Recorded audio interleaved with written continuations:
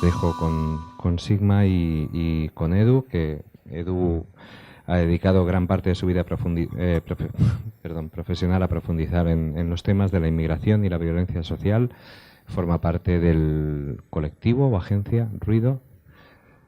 Ha ganado muchos y muy prestigiosos premios internacionales y nada, estamos muy agradecidos de que esta tarde esté aquí con nosotros. Corto, no, porque el importante es Edu y nosotros evidentemente estamos apoyándolo a él. Nos hace realmente mucha ilusión, es nuestra primera experiencia conjunta fuera de lo que vosotros veis, ya evidentemente llevamos un cierto tiempo colaborando. Estamos muy agradecidos que el colectivo Ruido Foto, y en este caso Edu como representante aquí en la charla de hoy, pues pueda expresar su experiencia en el campo de la fotografía documental. Esa fotografía documental que además ellos tocan, diríamos que es una fotografía que no es agradable de ver, ¿vale? No son las fotos bonitas, no bonitas, no entenderme, no es el término bonito quizá, sino no son las fotos agradables ni aquello que dirías, bueno, se las puedo enseñar a toda la familia, realmente hay algunas que son muy crudas, pero es la realidad que hay, es esa realidad paralela, incómoda, que muchas veces obviamos, pero que está ahí. Entonces, Edu pues, nos va a presentar toda una serie de trabajos, creo que va centrado en 2 en concreto. 4, pues mira, el doble. Tenéis el doble por el precio de uno. Y nada más, simplemente pues esperamos que lo disfrutéis mucho como nosotros disfrutamos trabajar con ellos. Gracias.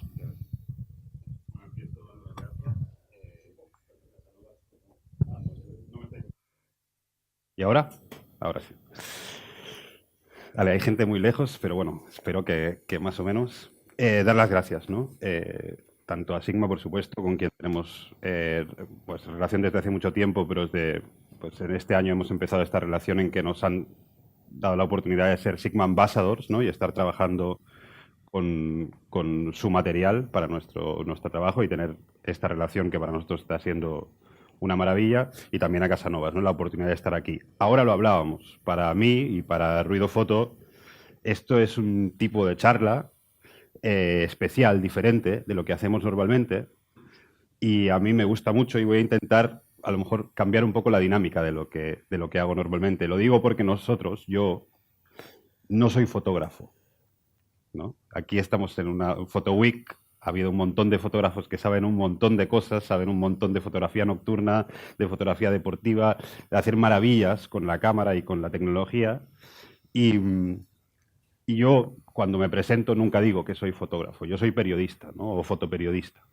Y cuando salgo a dar charlas, doy todas las que puedo porque creo que es parte de mi trabajo como difusor de las historias que cuento, tengo la tendencia, ya lo veréis, a hablar no de las fotografías, sino de lo que cuentan las fotografías. No de las fotografías, sino de los fenómenos que hay detrás. Porque yo me dedico a esto no para hacer fotos bonitas, no me dedico a esto porque me guste la fotografía, que también, pero la fotografía es un medio para mí. La fotografía es un medio para hacer algo y para eso creamos Ruido Foto, que es intentar entender fenómenos que ocurren en nuestro mundo, fenómenos jodidos, ¿no? Grandes problemáticas sociales, grandes violaciones de derechos humanos, fenómenos que muchas veces no aparecen en los medios de comunicación, imágenes que no son las que normalmente vemos, vivimos en un mundo en que todo el rato nos están poniendo imágenes delante y estas en general no las vemos, y intentamos meter estas imágenes como una herramienta para cambiar algo, ¿no? Veréis que lo que voy a enseñar hoy en general son historias tristes, ¿no? Historias tristes que le ocurren a gente con la que siempre intentamos estar a la misma altura, esa es nuestra manera de trabajar, y nuestra vocación es compartir esa historia de esta gente para que cambie un poco, ¿no? Yo siempre digo que si no sirviera de nada lo que yo hago, si yo no creyera que estas fotos sirven para mejorar un poquito, yo sería una especie de turista del horror, ¿no? Y me iría a casa y lo dejaría, ¿no? Yo todavía tengo fe que sirve para algo. Por eso os digo que normalmente hablo de las historias que hay detrás y hoy lo voy a hacer, pero estamos en un espacio para fotógrafos, estamos en un espacio de la fotografía. Hoy está muy bien que hablemos del lenguaje y lo que os voy a pedir, no sé si es la dinámica del lugar y a lo mejor me la cargo, pero lo que os voy a pedir es que por favor me interrumpáis. Yo os voy a enseñar fotografías, os voy a contar historias y me gustaría mucho que aquí, que hay mucha gente que es fotógrafo, fotógrafa o que es aficionado, me pueda preguntar, oye, ¿foto? ¿Cómo la hiciste? ¿Cómo accediste ahí? ¿Cómo te relacionas con la gente? O que me pueda preguntar, ¿qué óptica usaste? ¿Qué diafragma? ¿No? ¿Por qué no? ¿No? Está bien hablar un día del lenguaje, aunque evidentemente os voy a contar las historias detrás. No sé si la dinámica es posible, no sé si hay un micro que vaya rolando, pero yo os animo, y lo voy a hacer más adelante porque además me puedo enrollar, no 2 horas, 4, si no me paráis. Os animo a que me detengáis, ¿no? Y las preguntas que os vengan a la cabeza cuando os vengan, salgan, porque eso es lo que creo que es lo que puede salir interesante, aunque estéis en la última fila. Sí que os pediré eso, que hacéis una señal, yo me acerco con el micro y habláis, porque si no, no nos entenderemos. O sea, no, los de adelante no irán a los de atrás y al revés, ¿vale? Básicamente, lo que he traído es, digamos, ejemplos, ¿no? Ejemplos de esto que os digo, que hacemos. Ruido Foto, para presentarlo brevemente, es una organización que nació de un grupo de estudiantes de fotografía de la escuela del Instituto de Estudios Fotográficos de Cataluña, de la Escuela Industrial, a los que cuando estábamos estudiando fotografía lo que nos interesaba era esa tradición del fotoperiodismo, esa tradición que podríamos decir nació con Cartier-Bresson y culminó con la guerra del Vietnam, de ese fotoperiodismo que tenía la voluntad de cambiar cosas, ¿no? De poner luz donde normalmente hay oscuridad. Nos juntamos ahí, al principio éramos muy malos fotógrafos, no teníamos para nada el nivel, pero creamos este concepto que es el del colectivo, ¿no? Que es un poco antifotográfico, ¿no? Esto del fotógrafo, por definición, trabaja solo. Y yo llevo casi 15 años en el oficio y los 15 años he trabajado en grupo, ¿no? Y eso, aunque parezca antifotográfico, para nosotros ha sido una maravilla, porque nos ha permitido un montón de cosas. Aquí las vais a ver. 3 de los 4 trabajos que os voy a enseñar no son de Edu Ponces, son de Edu Ponces y Pau Coy, Edu Ponces y Toni Arnau, son de Ruido Foto, ¿no? Hemos podido hacer más porque éramos más gente, ¿no?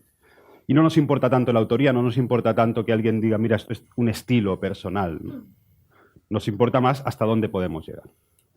Montamos esta organización para intentar hacer eso. También la montamos porque nos encontramos en mi generación que los medios de comunicación tradicionales no nos permitían, ni nos contaban, ni nos permitían contar las cosas que nosotros queríamos contar y con el tiempo que la queríamos contar. En Ruido Foto somos reporteros y alguien cuando piensa un fotoperiodista, ¿no? Piensa a alguien que pues, está cubriendo la noticia y mandándola a una agencia, ¿no? Y que a lo mejor se va 7 días a cubrir algo. Aquí hay proyectos de ruido que hemos tardado 1 año y medio en hacer, 2 años en hacer, ¿no? Somos fotoperiodismo de fuego lento y creemos en el fotoperiodismo de fuego lento.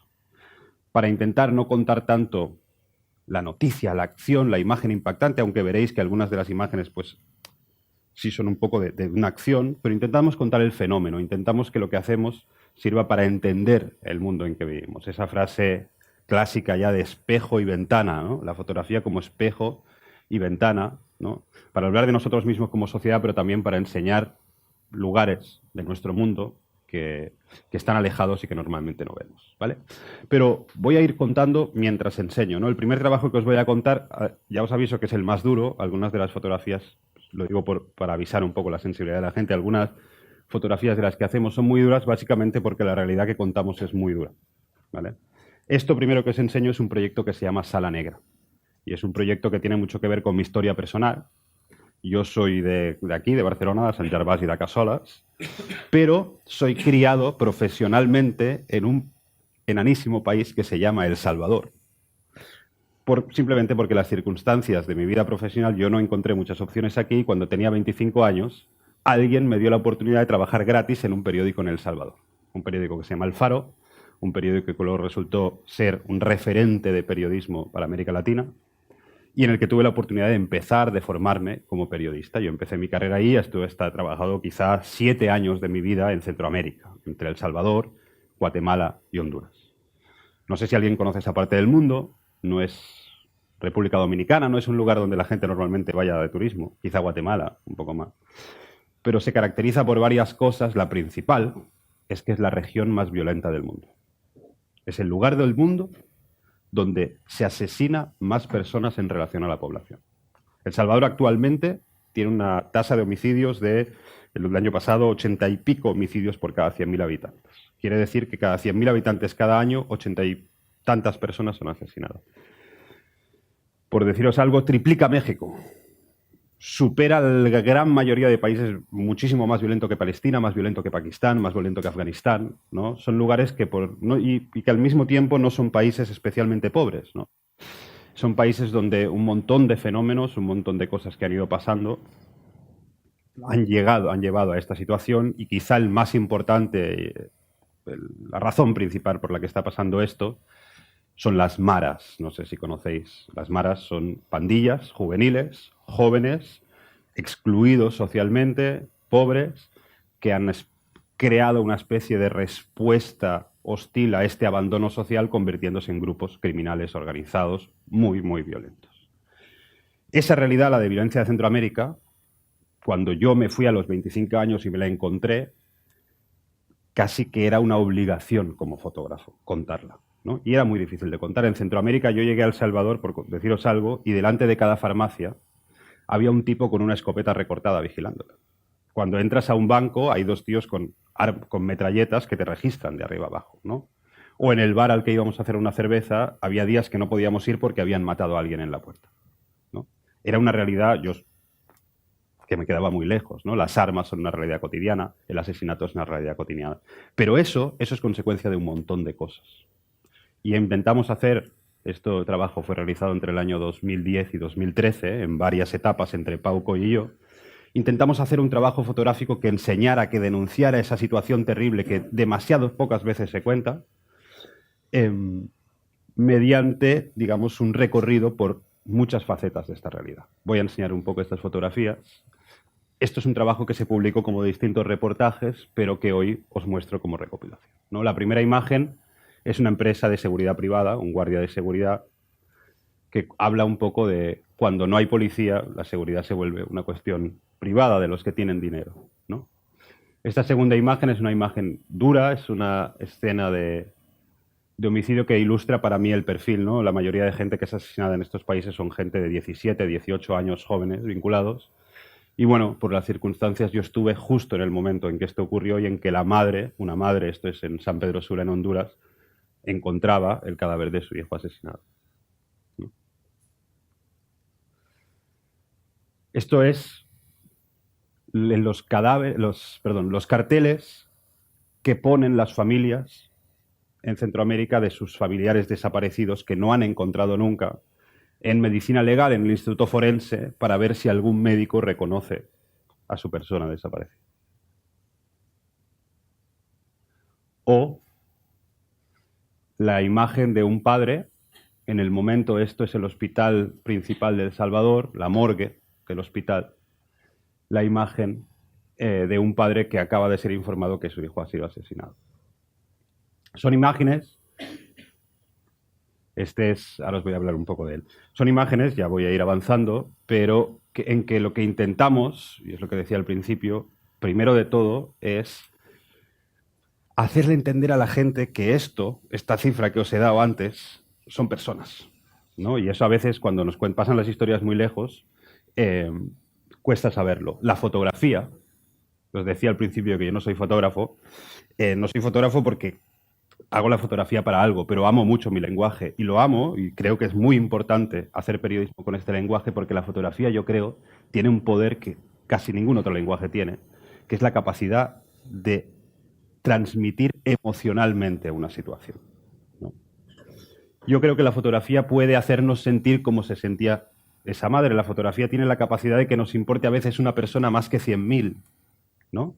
Y esa empatía es con la que intentamos trabajar un poco, ¿no? Ya me diréis, me estáis interrumpiendo poco ya, pero ya me diréis si lo conseguimos o no, ¿no? Esto, por ejemplo, para contaros un poco nuestra forma de trabajar, ¿no? Aquí veis un poco el resultado, pero todas estas fotografías tienen un trabajo muy largo detrás. Yo, en general, como fotógrafo, hay un amigo que hace esta broma, yo estoy 99 días intentando llegar a una situación y un día tomando fotos, ¿no?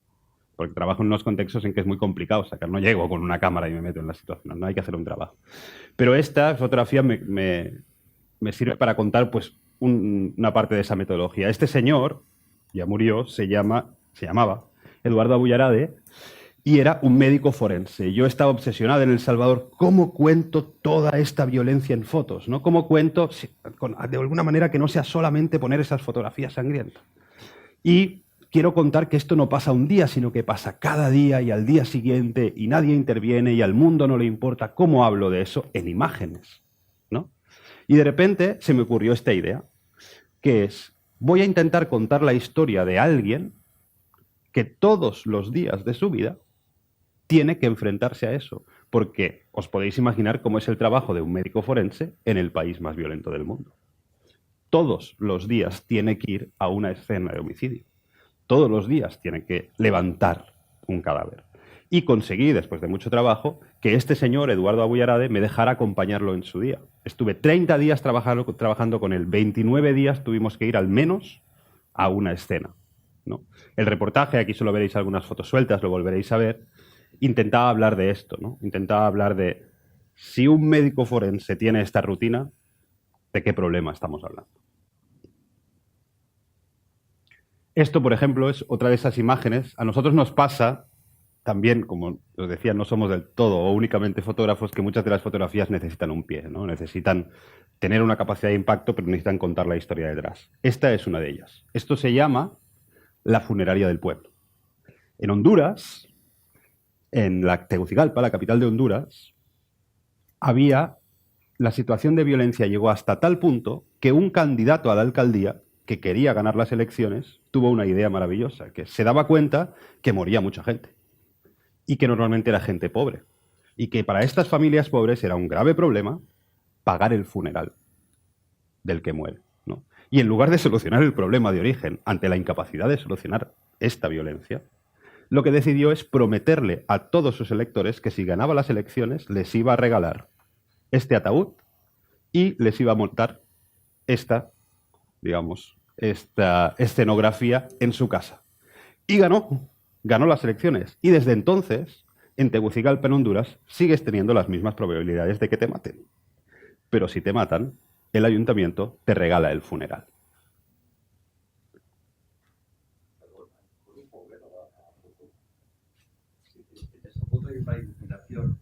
Hay una iluminación muy, muy clara y que resalta iba a decir la belleza de la foto, ¿eh?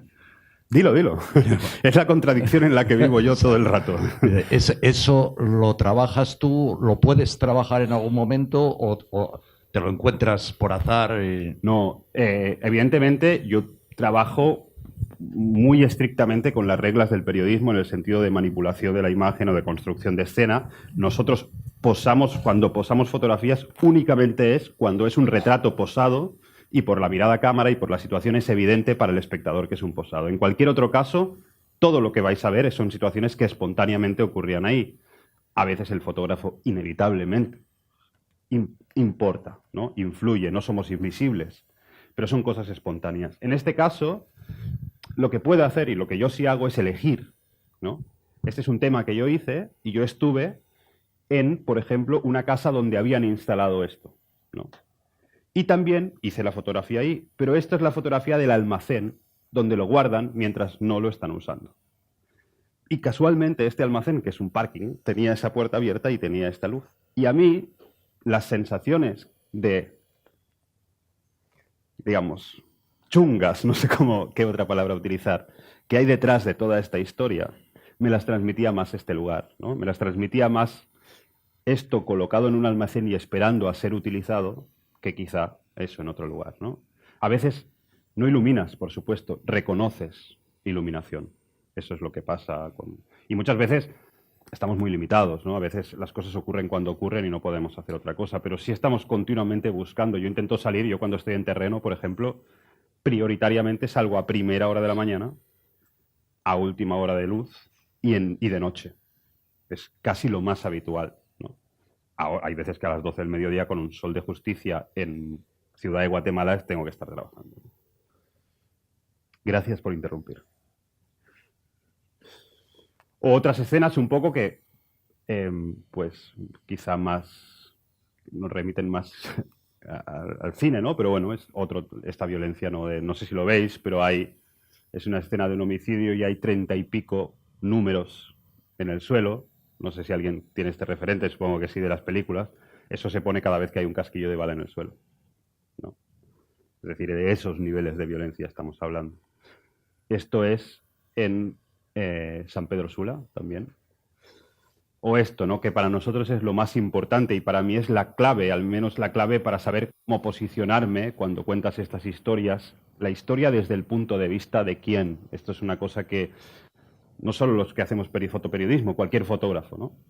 Nosotros contamos, la fotografía no es la realidad, la fotografía es la realidad desde un punto de vista.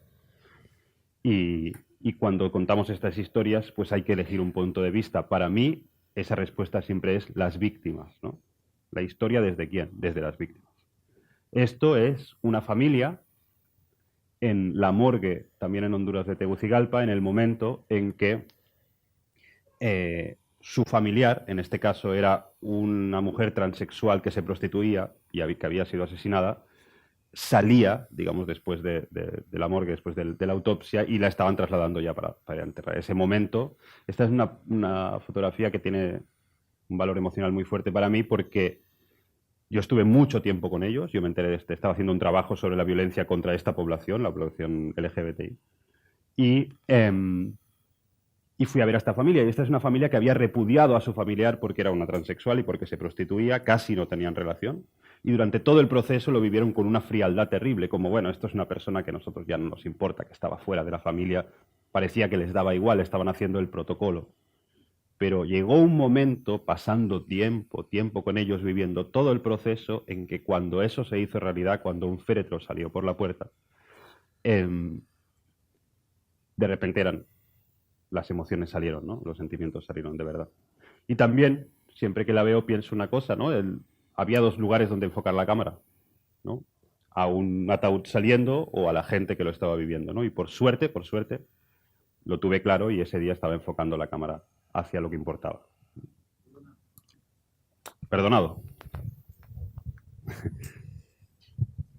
Tengo dos preguntas. Adelante. Una a nivel técnico, por ejemplo, esta foto la has tomado muy cerca. Mi pregunta es, ¿utiliza objetivo para acercarse mucho o en este caso, ya que es un momento muy delicado, está más atrás o cómo vas en este tema? Ahí tengo una respuesta muy fácil. Yo desde en este momento todavía, no, aquí ya no. Aquí ya solo trabajaba con un 35 milímetros fijo. De Sigma, por cierto, que tengo que hacer el anuncio. No, pero... Estoy comprado. No, pero en este caso, esto ya antes de la época de Sigma, esto era un caro. Pero trabajo con un 35 fijo. Porque eso que has dicho tú no es verdad.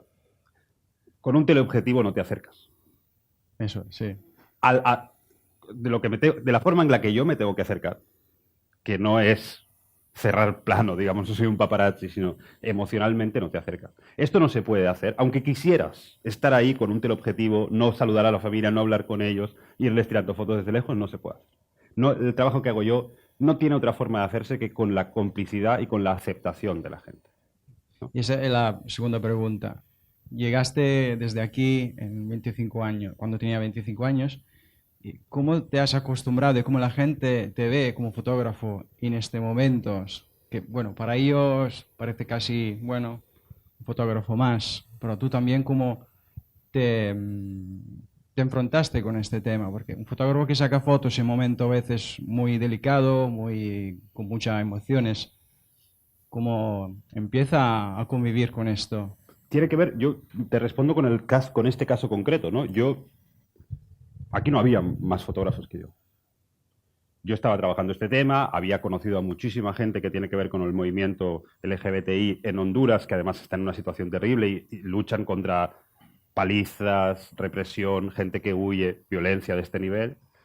Y llevaba un tiempo trabajando con ellos, había creado complicidad con ellos, ellos conocían un poco mi trabajo, les interesaba que yo contara la historia de esto. Y cuando ocurrió esto, cuando corrió la noticia de que había habido este homicidio, me llamaron y yo fui a la morgue. Entonces vi a la familia. Esta fotografía está tomada 4 horas después de eso.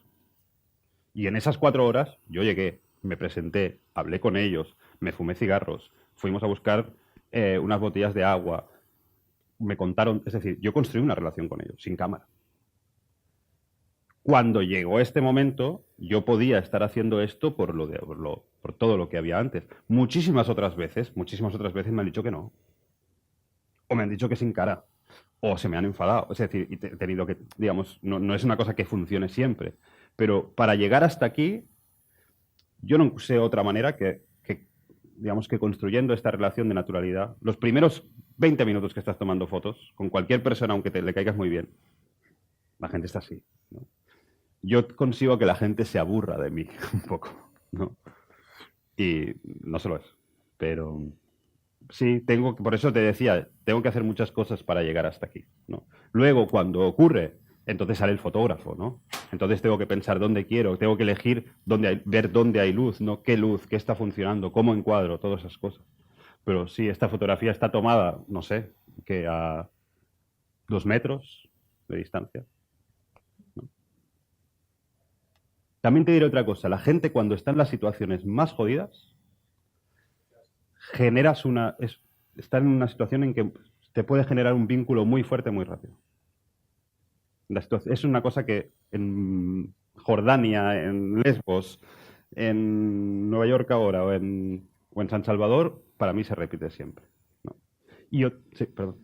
Dale.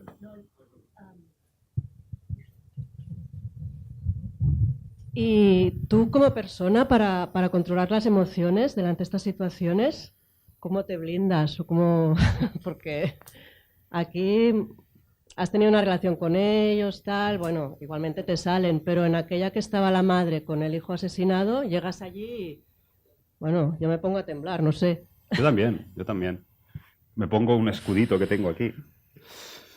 No te blindas, no te blindas. Yo creo que de hecho, si te quisiera hacer una definición psicoanalítica de mi trabajo, yo no me blindo, yo las cosas que siento intento convertirlas en imágenes.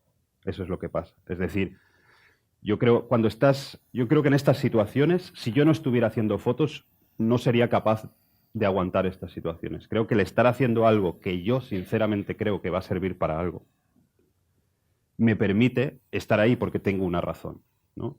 Y lo que me está pasando, intento convertir, ¿no? Si realmente estoy sintiendo un rechazo muy fuerte, intento construir esa imagen, ¿no? Si lo que estoy sintiendo es una empatía muy grande por alguien, intento tirar esa imagen, ¿no? Intento convertirlo en fotografías, que es lo que me toca a mí, lo que tengo que hacer, si no, no sirvo de nada ahí. Ahora, también te digo que no es un oficio que sume a la cordura, digamos, ¿no?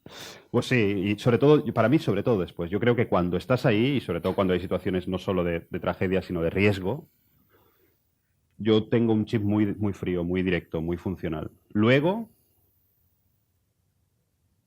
es cuando te deprimes un poco.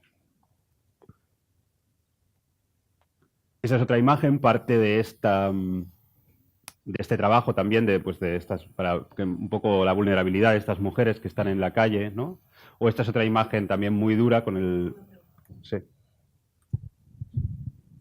Cuando tiras en manual o con alguna prioridad o en automático directamente? Porque claro, no puedes hacer un montón de pruebas. No puedo hacer un montón de Por eso. pruebas. No, tiro entre manual y prioridad de diafragma, dependiendo de la situación. Y lo que pasa que la forma de trabajar cuando haces lo que yo hago es simplificar mucho el equipo. Yo, de verdad, voy con una cámara, con un 35 fijo. Últimamente no llevo absolutamente nada más. No llevo un flash, no llevo otra óptica, digamos. Y lo que hago, digamos, utilizar la simplicidad de mi equipo lo sé hacer muy bien y muy rápido, ¿no? Entonces, yo ya hay cosas que tengo muy automatizadas y que sé cómo reaccionan, ¿no? Intento simplificar al máximo todo para poder estar muy ocupando de lo que hay al otro lado y no de lo que está pasando aquí, ¿no? De lo que estoy, mi cámara no sé qué, no, voy a tirar un flash de relleno, no, nada de eso, ¿no? Yo sé cómo... Claro, es un tipo de trabajo que te obliga a haberlo mecanizado mucho, ¿no? Y muchísimos errores, o sea, yo he perdido muchísimas fotografías. He salido de esto de estar tomando fotos dentro y pasa algo fuera y sales y todas las fotos blancas y no te has dado cuenta, 1000 veces, ¿no? Pero bueno, intentas ir resolviendo.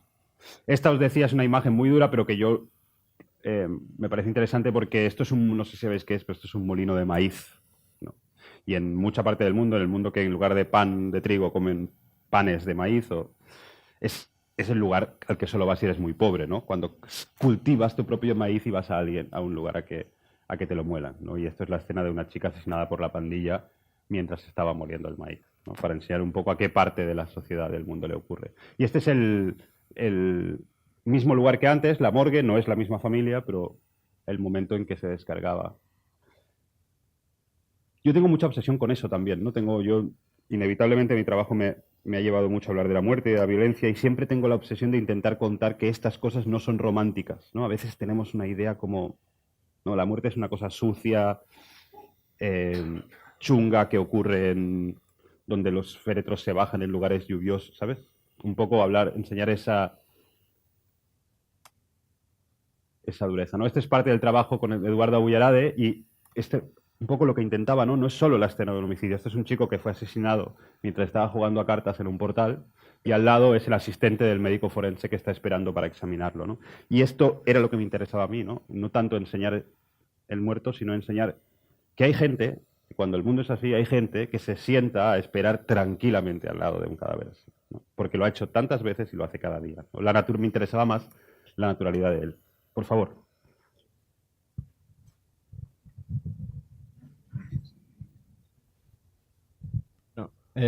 Para llegar a estas escenas, ¿tú tenías un vínculo con la policía forense o...? Te voy a contar, por el ejemplo de que os ponía antes. Yo trabajo con un periódico que se llama El Faro, del que fui jefe de fotografía, que lleva muchos años trabajando en El Salvador muy bien. Alguien de ese periódico tenía una relación con la Corte Suprema de Justicia, ¿vale? Como el Tribunal Supremo aquí. Yo pedí una reunión con el presidente del Tribunal Supremo para preguntarle, para que me diera permiso, porque la medicina legal, los forenses dependen de la Corte Suprema de Justicia. Negocié que me dejara, me pasó a una reunión con el director del Instituto Forense, lo convencí que quería hacer un trabajo, que era importante contar el trabajo de los médicos. Lo consiguió, me llevó hasta los médicos y entonces pude hacer este trabajo. ¿Y alguna vez has tenido algún tipo de que no, esas imágenes no sirven, no funcionan o te han dejado libre? ¿Cómo? O sea, ¿has tenido censura alguna vez? ¿De parte de quién? ¿De parte del poder de estos países? No, porque yo cuando trabajo me pueden autorizar o no. O sea, es como entrar a una cárcel, ya vais a ver imágenes de cárceles. Me pueden autorizar o no, pero en el momento en que me autorizan, no me pueden decir que no, ¿no? He tenido problemas de que alguien me ha dicho, puedes entrar a hacer fotos, y cuando he entrado me ha dicho, esto no. Entonces le he dicho, no. O sea, me han impedido hacer cosas, pero nunca nadie me ha querido borrar una foto porque es que, bueno, no sé si se me ocurriría que me lo permitiera, ¿no? Aquí una vez un policía me quiso borrar las fotos, pero no. De un meeting, cuando era estudiante, de un meeting de Mariano Rajoy, cuando no era presidente. Una pregunta técnica. Al momento del tratamiento de la fotografía en tema de colores y esto... Retoque, ¿te refieres? Retoque. Y también si cortas parte de la imagen para saltar unas cosas. Sí, reencuadres, ¿por qué no? ¿No? Evidentemente dentro de unos límites para no... Yo trabajo, ya veis, con situaciones de luz chungas, con el ISO no al máximo, pero forzándolo muchas veces con movimiento. O sea, no son imágenes que te dan ISO 100 todo perfecto, ¿no? F8. No, pero intentamos pues que a veces el reencuadre, ¿por qué no? ¿No? Es una herramienta creativa más. Respecto al retoque, pues hemos pasado, ya veréis, distintos estilos. Ahora verás un trabajo en blanco y negro un poco más personal en el retoque. Lo que sí intentamos siempre es, más que tener una línea, la línea clara es, no se manipula la imagen, nunca. O sea, vamos a quitar o poner algo, nunca. Siempre dentro de los límites éticos del fotoperiodismo. A la hora de retocar intentamos pues darle una cierta unidad al trabajo, que transmita un poco lo que quiere y nunca alejarnos mucho de la sensación de realidad. Porque yo lo que quiero es que tú sientas que esto es real. Si te pongo unos colores marcianos, va en contra de lo que yo quiero conseguir, ¿no? Que sientas que podrías ser tú, no que son una gente rarísima, que son muy malos y que están ahí en Centroamérica.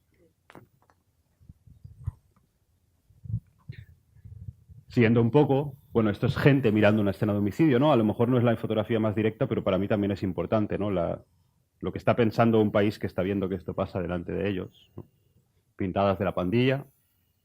Estas son las pintadas que marcan el barrio 18, una de las pandillas que controlan un barrio.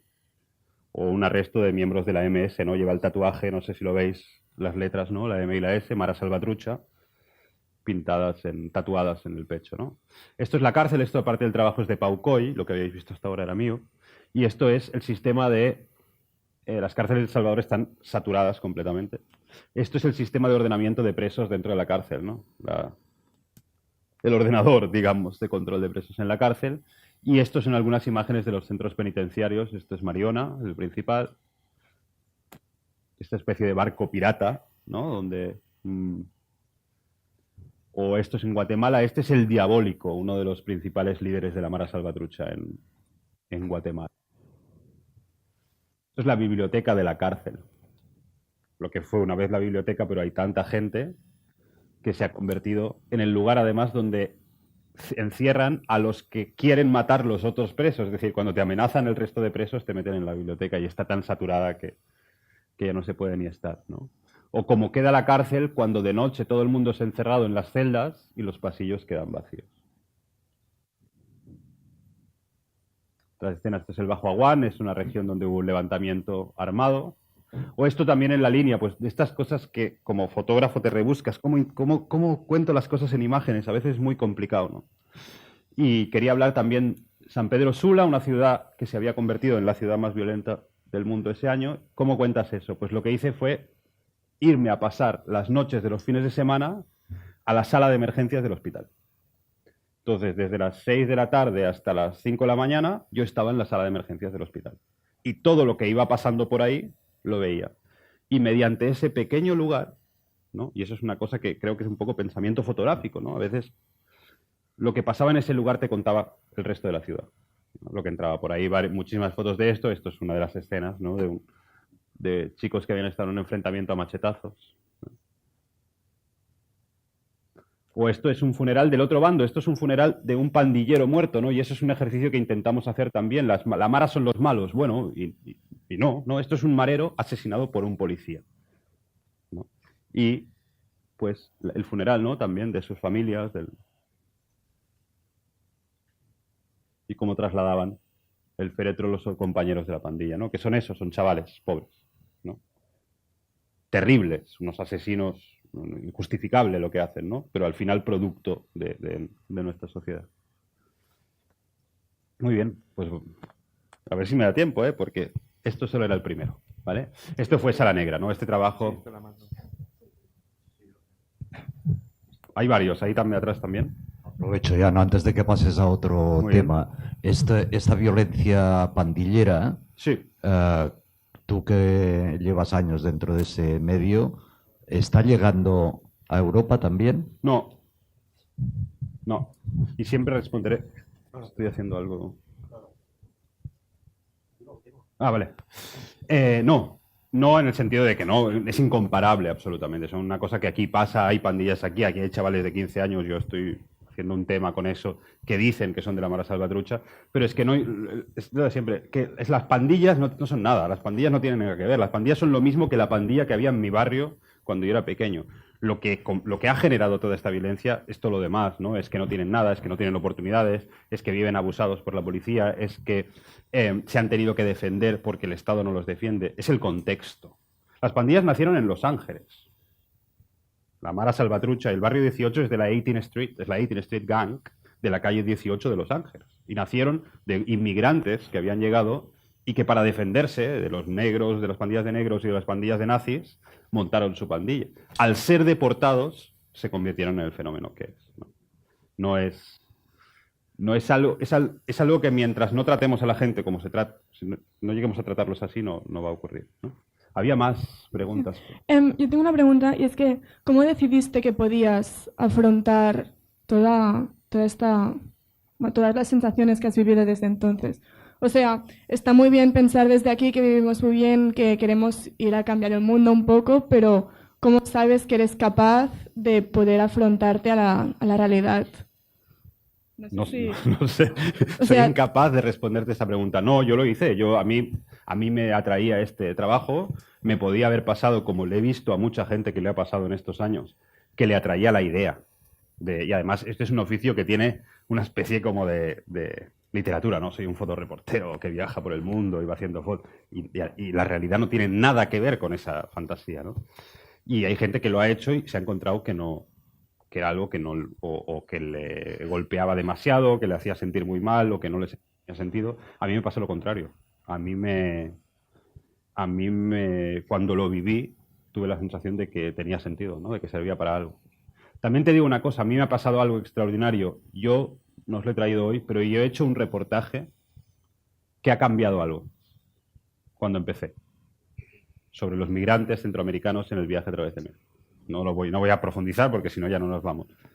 Y yo creo que haber vivido eso, de que algo muy pequeño, ¿no?, te da suficiente esperanza para 30 años más de al menos intentarlo, ¿no? Y con eso ya, a lo mejor un día lo dejo de hacer, ¿no? Pero por ahora yo creo que tiene sentido. Y te digo, y además es un lujo, además es un privilegio esto.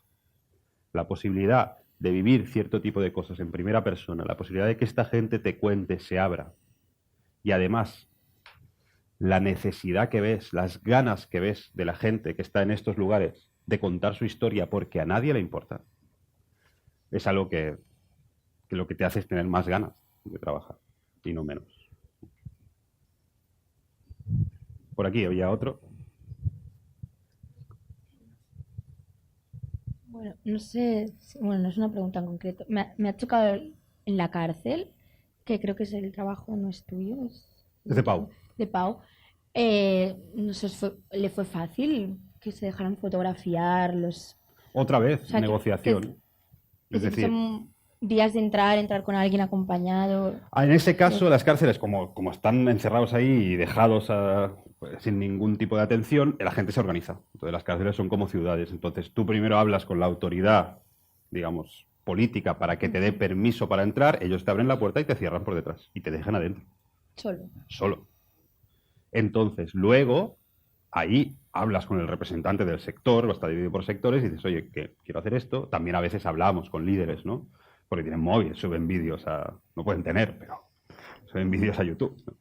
Y entonces hablabas con la gente y le decías, oye, quiero hacer esto, quiero denunciar vuestra situación, ¿no? Y ellos estaban de acuerdo o no en hacerlo, ¿no? Pero todo parte de encontrar la posibilidad de hablar con la gente y ofrecerles lo que tú haces, ¿no? Por un lado es hablar con la parte que lleva a la cárcel, pero claro, ellos tampoco pueden saber que tú quieres denunciar esta situación, porque tampoco te dejarían entrar. Sí.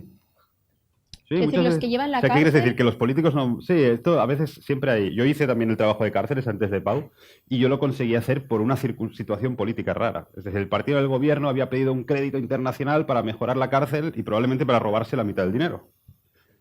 Pero oficialmente para mejorar la cárcel. El partido de la oposición decía que no querían aprobarle una cosa política. Y de repente hay un interés político de que se vea la necesidad.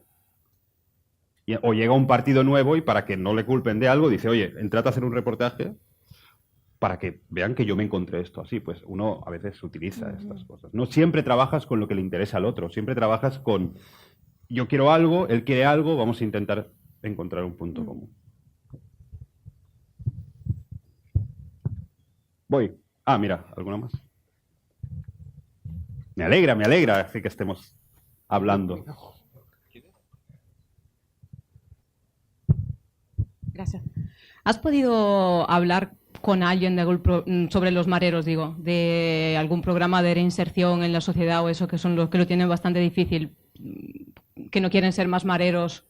Sí, he conocido programas de... Sí, un montón. ¿Y has podido trabajar con ellos o es tan chungo como se ve, no sé, en los docus y eso? O sea, dices que sí es posible la reinserción social de los pandilleros. No, sí. Bueno, claro que es posible, pero sí es bastante chungo, ¿no? Es muy complicado, es muy complicado. Son organizaciones que si me permitirás que no me alargue mucho en eso, pero son organizaciones que son... Eso, los tatuajes, por ejemplo, y cuando se tatúan la cara, es parte de un sistema de la propia organización de impedir que la gente salga, ¿no?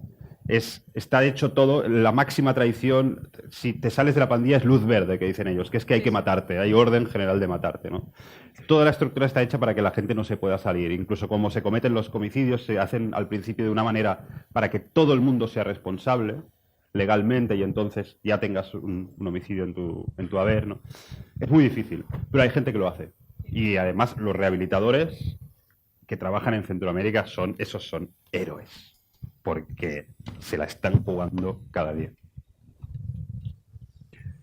Cambiemos de tercio un poco. Esta es mi historia, la voy a pasar un poco más rápido porque os queda un poco más cerca y porque la habéis visto más, ¿no? Pero es, bueno, otro tipo de trabajo que también nos ha tocado hacer en Ruido, digamos, más cerca en muchos sentidos de aquí, que es la ruta de los refugiados sirios, que en el año 2015, sobre todo a principios de 2016, masivamente empezaron a moverse desde Turquía, sobre todo, hasta Europa, ¿no? Bueno, y los refugiados, la crisis de los refugiados que hablamos aquí, ¿no? Que al final es la que nos tocó aquí, la que salió más en los medios de muchas otras, ¿no? Que habían ocurrido antes ya con los propios sirios. Empiezo con 2 imágenes. Este trabajo lo pongo también porque, bueno, esto es un encargo, esto no es un proyecto mío, ¿no? Esto fue un encargo de Médicos Sin Fronteras, ¿no? Que nos encargó aquí ir a hacer esta ruta para un proyecto que tienen ellos de denuncia de esta situación, y para hacer una cosa que es vídeo 360, que también a veces hacemos, pero también hacer algunas fotografías, ¿no? Yo os hago un poco un recorrido, otro tipo de fotografía también, otro tipo de imagen, pensado para otro tipo de difusión, ¿no? Esto es Jordania, es una primera...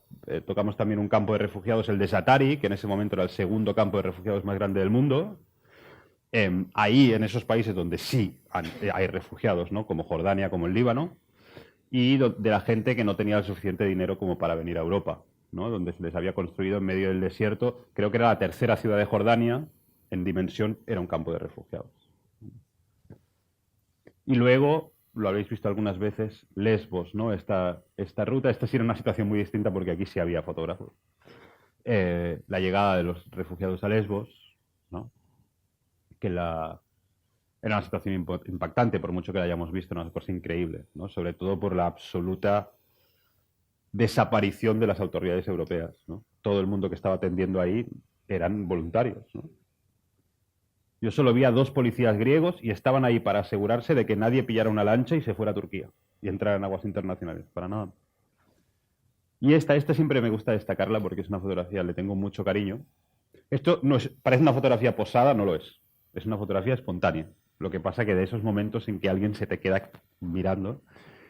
Y es una niña recién llegada a Lesbos, lo que hay detrás es Turquía, y que llegaba con su familia, sus padres estaban alrededor, en una de estas barcas, se estaba comiendo una galleta que le habían dado, y yo la verdad es que no lo sé, no pude entenderme con ellos, pero estoy casi seguro de que la habían vestido así, porque iba a pasar un día muy jodido, y había que darle una alegría. Yo me acuerdo que siempre veo esta foto, cuando la hice pensé, cuando yo iba al dentista de pequeño me compraban una espada.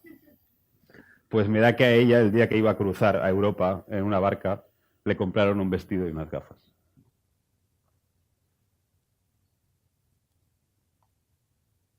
Estos momentos Me avanzo a una pregunta que a lo mejor haréis. En este caso, por ejemplo, con este colectivo era facilísimo trabajar porque aquí no construías la relación. Y en cambio ellos estaban súper cómodos con esto, mayoritariamente muy cómodos. Porque estaban muy conscientes, en general esta migración, a diferencia de otras que yo he cubierto, era gente culturalmente de un nivel muy alto, ¿no? Incluso económicamente a veces muy alto, y eran gente muy consciente de la importancia de la comunicación en su situación, ¿no? Sabían que hacía falta contar su historia. Por lo tanto, los fotógrafos éramos bienvenidos. La alegría también, ¿no? A veces solo enseñamos lo jodido, ¿no? Pues ¿por qué no la alegría de llegar? O parar un segundo, ¿no? Y ver cosas que quedan detrás y que son simbólicas, ¿no? Esta imagen, esto es de los ferries que iban desde Lesbos hasta Atenas. Había uno que era específicamente para refugiados y yo estaba arriba de otro, ¿no? De un ferry, y esto era como los colocaban y me dio como una sensación, como una estética de campo de concentración. La cruzada de los Balcanes y todos los problemas que había en ese camino, ¿no? De esta gente, pues es el grupo con el que yo viajaba. Esto, ¿no? El dormir en el bus. Esta gente pagaba, no sé si sois conscientes, conocéis el detalle de este caso, pero esta gente pagaba todos sus viajes y tenía dinero para... Si los hubieran dejado, se hubieran venido en avión y hubieran alquilado un piso y hubieran invertido en el país. Pero los tratamos así. Los móviles, ¿no? Le llamaron la migración de los smartphones. Pues claro que sí, ¿no? Si yo estuviera haciendo esto, me pasaría el día escribiéndole a mi madre. Y esto es ya la cruce de Serbia y la llegada yo viví el sufrimiento de uno de los primeros cierres de fronteras cuando en Europa decidimos ya empezar a pararlo y con consecuencias trágicas. Esto es la frontera entre Serbia y Croacia, Por lo tanto, la frontera que estaba cerrada era la frontera de la Unión Europea, éramos nosotros, porque Croacia ya es Unión Europea. Y 12 horas de cierre de frontera bajo la lluvia, con los niños tapados con mantas, que solo lo que hacen es mojarlos más, pues fue un drama, ¿no? La gente intentaba cruzarse por donde se podía. Pues esto, ¿no? La gente tapada con mantas empapadas. Y luego Idomeni, esta parte también lo que habéis visto era mío, esto es de Pau Coll otra vez, el otro fotógrafo de ruido, y esto es este momento en que se bloqueó la frontera con Macedonia y 60.000 personas quedaron absolutamente bloqueadas. Sí. Voy muy rápido ahora, ¿eh? Por favor, gracias. No, tú en esta situación ves la gente que, bueno, está pasando frío, está lloviendo. ¿En qué condiciones estás tú? ¿Tú tienes un coche escoba que...? Si no estoy pasando frío debajo de la lluvia, malamente. O sea, estás en las mismas condiciones que ellos a nivel de comida, de... O sea, hay muchas cosas que no, por supuesto. Hay muchas cosas que no. O sea, en migración, por ejemplo, yo tengo papeles. Y puedo estar viajando con un tío en situación en lugares de riesgo, pero yo tengo papeles, ¿no? Aquí yo estaba viajando y pillaba un coche o... Claro, ahí pues nos quedamos toda la noche con ellos y nos llovía y tal, pero yo voy equipado. Yo puedo decidir cuándo me voy. Yo puedo ir a un hotel luego y ducharme y a ellos no les... Y tenían dinero y no les... Yo me acuerdo, siempre le tengo que contar una frase que me quedó grabada este viaje. Cuando estábamos ahí con un agente de Médicos Sin Fronteras, decía que se había encontrado la escena de una señora que no le dejaban alquilar la habitación de un hotel, de una refugiada siria. Y la tía estaba llorando fuera del hotel diciendo, no es que pueda pagarlo, es que yo puedo comprar el hotel. Pero no me dejan, porque soy refugiado. Siempre me quedó como... Y sí, ¿no? Nosotros tenemos una frase que es mojarse en concordancia con el chaparrón.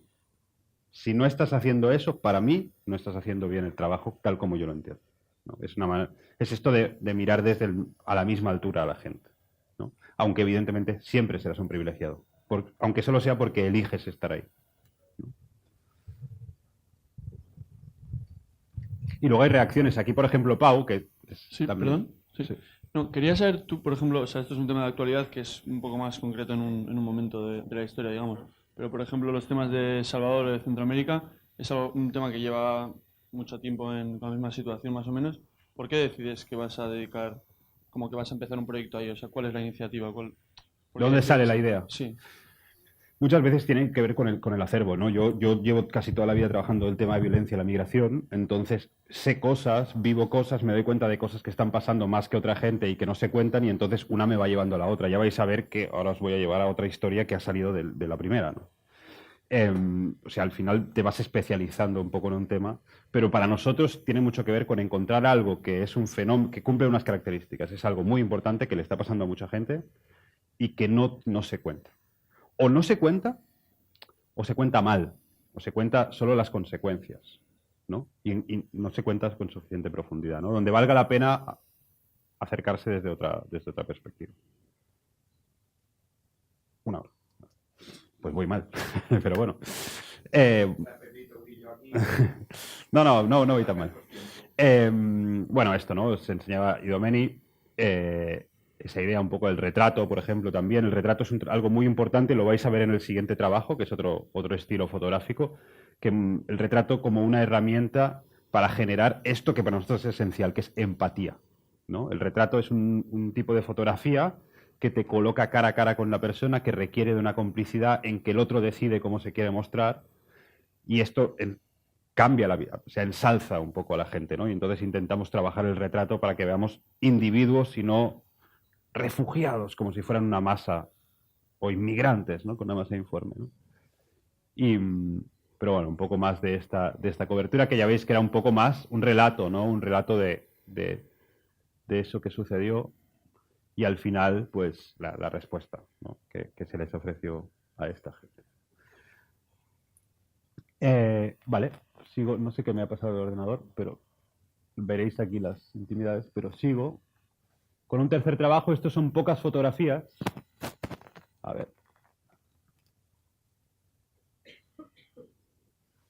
Porque esto es un trabajo expositivo. Esto es un trabajo que hemos hecho los tres fotógrafos de ruido, Toni Arnau, Pau Coll y yo, que lo hemos hecho pensando más que normalmente pues, en una publicación en medios. Nosotros difundimos de muchas maneras, pero este estaba pensado como un trabajo de exposición. De hecho, está expuesto ahora mismo desde ayer, solo que expuesto a donde nosotros nos gusta que exponer, que es en la calle.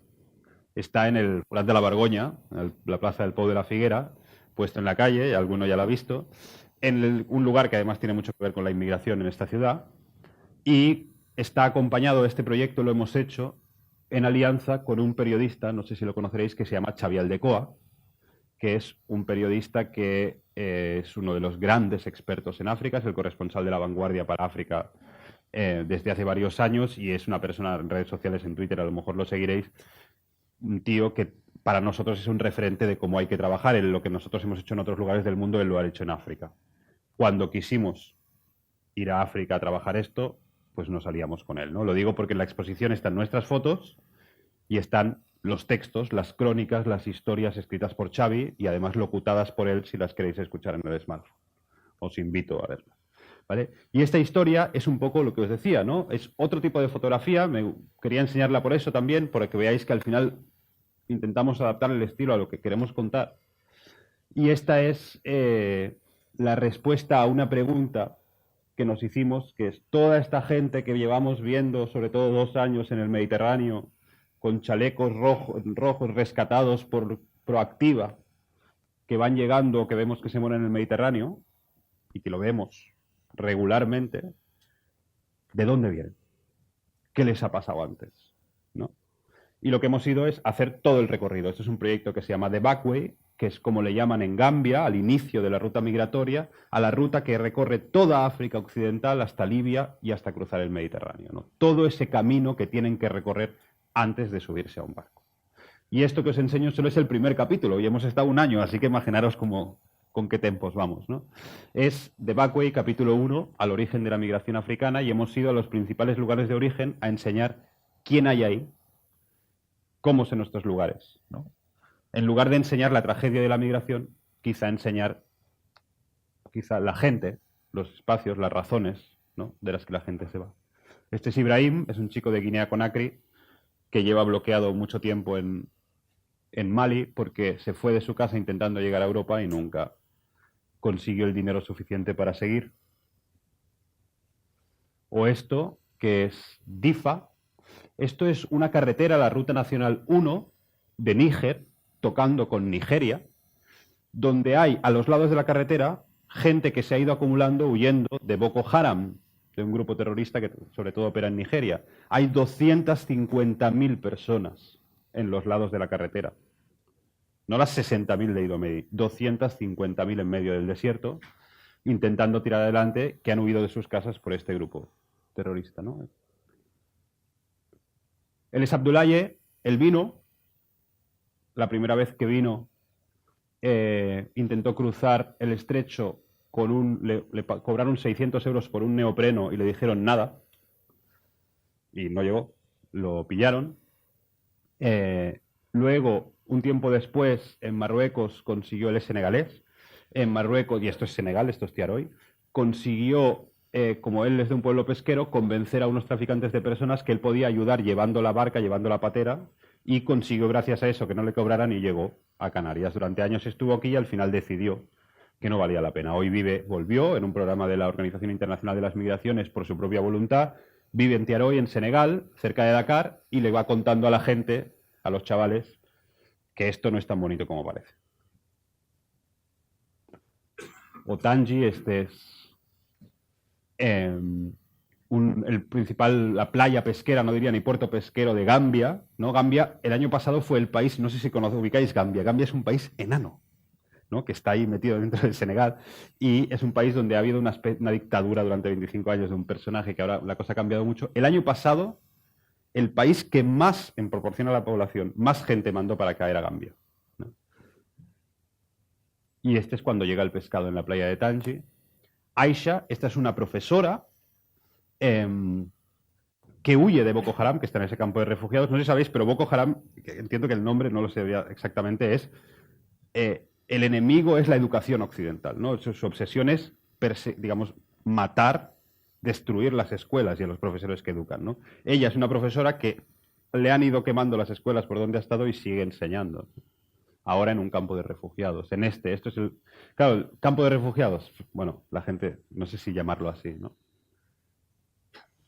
O Mamadou, que también queríamos hablar de ellos, ¿por qué no? Pues el papá de 2 chicos que se fueron de viaje, uno de ellos está en Alemania y manda dinero, y el otro desapareció en Libia y no sabe dónde está, ¿no? Él es gambiano también. Y los baobabs de su pueblo. O Jun, que es una chica también que se quedó bloqueada en Mali, en la estación de trenes, sin la posibilidad de seguir viajando por la falta de dinero, ¿no? Otra vez el campo de refugiados, los chicos. Esta es un poco la idea, ¿no? ¿Qué nos encontramos? ¿Qué hay allá? Pues lo que hay es un montón de chavales. Muchas veces me preguntan, ¿por qué emigra la gente? ¿Tiene hambre tal? No. Mi experiencia en general es que no. Sobre todo porque la gente tiene ganas de hacer cosas, ¿no? Y esto en este viaje también es verdad, ¿no? Porque tienes 20 años y quieres hacer algo, y son lugares donde hay muchos chavales muy jóvenes con muchas ganas de hacer cosas y sin nada que hacer, ¿no?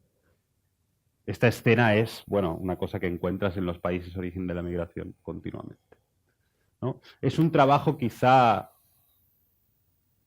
no sé si diría, decidme vosotros, no sé si más estético, pero un trabajo más reposado, sin duda, que el otro, y que pretende también...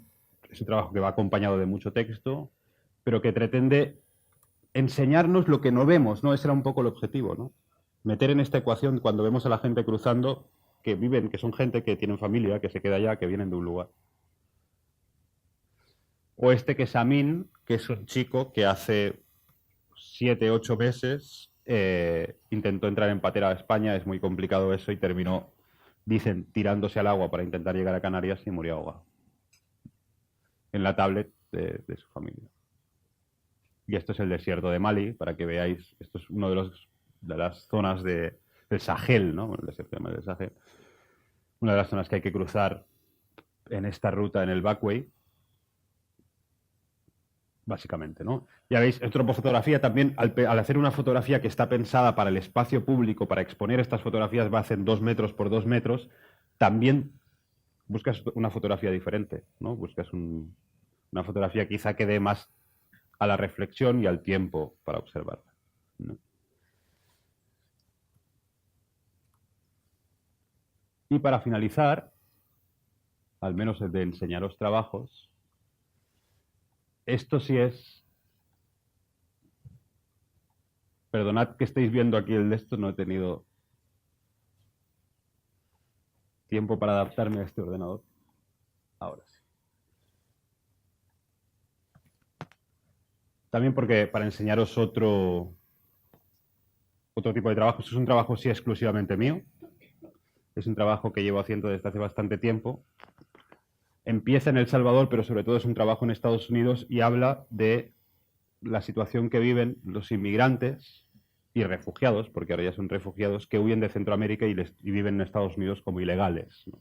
Esta especie se llama The Central Americans, el país, en una especie como de alusión a, no sé si conocéis, The Americans de Robert Frank, ¿no? Que es un trabajo que en su momento para mí es un referente fotográfico, sin lugar a dudas, y era un recorrido por una América, la de los beatniks, que estaba oculta, ¿no? Que estaba ahí, que no era la América oficial y que era una América muy real, ¿no? Y este es un intento, pues ya lo veréis, trabajo de acercarnos a esa Estados Unidos que hay debajo, ¿no? Que es el de los indocumentados, ¿no? Empieza en El Salvador, ¿por qué? Porque actualmente hay mucha gente que ya al nivel de violencia lo que ha generado es refugiados, ¿no? Y esto es imágenes de un operativo policial de una gente que le habían echado de su casa a la pandilla digamos, la violencia ya está expulsando a gente, creando migrantes, ¿no? Y este es el operativo policial contra la pandilla y una escena de un homicidio. Y esta historia nos lleva a Estados Unidos, ¿no? Esto es un trabajo que de hecho acabo de publicar el lunes, ya no me acuerdo, yo creo que el lunes. El lunes, esto es un trabajo para el que me dieron una beca que se llama Dev Reporter, que es una beca para periodismo en temas de desarrollo, y lo publicamos al mismo tiempo en 4 medios, en El Faro de El Salvador, en el Diario.es aquí en España, en La Directa, aquí en Barcelona, y en Univisión, que es una cadena de televisión, una página web en Estados Unidos, dirigida especialmente al público latino, ¿no? En ese intento un poco de llegar a la máxima gente posible, ¿no? Y pues ya veréis, es un trabajo en blanco y negro porque es un ejercicio, un intento de esto, ¿no? De crear un ambiente, ¿no? Me importa mucho crear un ambiente, transmitirle a la sensación a la gente de cómo es ese país cuando lo que eres es un indocumentado, ¿no? Se ve diferente. Esto es Long Island, es una zona residencial cerca de Nueva York, donde hay las casas más ricas de los más ricos, ¿no? Pero también donde vive la clase trabajadora, ¿no? Este es un inmigrante salvadoreño que huyó de la violencia en El Salvador, ¿no? Un tío curtido de la guerra. Y es concretamente Brentwood, ¿no? Nos fuimos a este lugar porque, no sé, probablemente no habéis escuchado esa noticia, pero en Brentwood fueron asesinados 11 chavales latinos en los últimos 6 meses y ha sido la excusa perfecta para que Donald Trump decidiera que los inmigrantes son delincuentes y justificara su discurso de odio, ¿no? Y es cierto que muchos de los asesinatos tienen que ver con pandillas y con violencia, pero a mi parecer, violencia generada por lo mal que se atiende a la gente que viene de este viaje, ¿no? Este, por ejemplo, también es un inmigrante, pero que está al otro lado. Este se llama Obdulio, nombre en clave Obi-Wan, porque ha creado esto, los Guardian Angels, una patrulla ciudadana que recorre las calles de Brentwood para proteger a los ciudadanos. Esto es una cosa muy norteamericana, muy peligrosa a veces, ¿no? Que la gente se toma por su mano la seguridad. Ellos van desarmados, por supuesto. No solo oficialmente, os lo garantizo, van desarmados. Pero, bueno, crean estas patrullas para intentar generar la sensación de seguridad, ¿no? Y al final tiene gracia porque vigilan a los latinos, a estos latinos supuestamente peligrosísimos, y todos son latinos. La religión, ¿no? Que es un elemento muy importante de la sociedad. Estos son iglesias donde se juntan los centroamericanos inmigrantes ilegales, ¿no? Uy, perdón. Y es un espacio clave, ¿no? Para entender también esta fotografía la pongo porque el perfil de familia, ¿no? Es muy importante cómo es una familia latina, por cantidad de miembros, por jerarquías, ¿no? Y esto es una visión muy exterior porque en Estados Unidos, en eso sí, las leyes son muy particulares con eso de la fotografía, antes lo hablábamos. Toda la violencia que se ha generado tiene que ver con el instituto de secundaria, que es básicamente porque los chavales llegan, los inmigrantes llegan sin educación, muchas veces, gente que no ha ido, refugiados que están huyendo en Centroamérica, que no han ido a la escuela, y el sistema público de Estados Unidos lo mete obligatoriamente al instituto.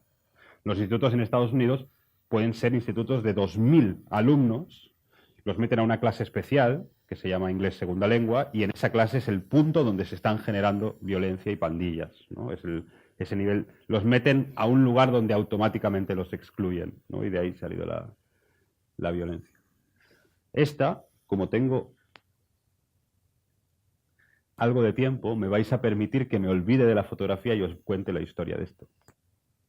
Ellos, a los que no les pude fotografiar el rostro, como veis, y tuve que hacer, esto es un retrato posado, es un retrato pactado, y los tuve que contar así, pero los quería fotografiar, son 2 chicos que para mí ilustran cómo funciona el mundo, cómo funciona el norte y el sur hoy día. Ellos son 2 campesinos de la Unión en El Salvador, tienen 20 y 21 años. Campesinos quiere decir que se levantan a las 4 de la mañana, ganaban a la semana creo que $36, al sol cultivando milpa, cultivando maíz, ¿no? Son evangélicos, su familia es evangélica. De repente, en su pueblo, la pandilla, la Mara Salvatrucha, los agarra, los golpea y les dice que a partir de ahora van a tener que cultivar marihuana para ellos. Ellos dicen que no pueden porque su religión no se lo permite. Los pandilleros los golpean un día tras otro hasta que ellos le pegan una paliza y ellos deciden ir a la policía a denunciar. Van a la policía les dice, súbanse al coche, vamos a buscar a los que os han atacado. Cuando los encuentran, la policía entrega a los chicos, a la pandilla. Y entre los policías y los pandilleros les pegan tal paliza juntos que los mandan al hospital. Los chicos no pueden volver a casa. Saben que los van a matar. Tienen una hermana en Estados Unidos y le piden cada uno $7.000 para pagar un coyote y entrar a Estados Unidos. Podéis imaginar que son $7.000 cuando ganas 36 a la semana. Viajan a Estados Unidos, llegan, los arrestan, La hermana les ha prestado el dinero. Ellos deben $7.000. Y cuando los arrestan, el Estado decide, digamos, los tiene presos y ellos dicen, oye, si nos devolvéis, si nos deportáis, nos van a matar. Y cuentan su historia. Y el Estado les dice, podéis pedir asilo, podéis pedir refugio, pero mientras tanto vais a estar en la cárcel. En ese momento aparece una empresa de prestamistas, Libre by Nexus, Nexus es la empresa, y les ofrece, yo te pago los, creo que eran $12.000 de fianza, si me das 3.000 más de beneficio, pero te voy a poner una tobillera GPS para que me pagues todos los meses, que además me vas a pagar $380 de alquiler, que si no la cargas por la noche te llamo a la policía, que si sales de estado te llamo a la policía, y que si rompes me tendrás que pagar 3.000 euros porque es lo que vale, ¿no? Y ahora estos chavales están allí, no pueden trabajar legalmente, lo hacen evidentemente ilegalmente y cobrando poco, y deben, creo que son aproximadamente 30 y pico mil dólares cada uno, porque un día alguien les dijo que tenían que cultivar marihuana.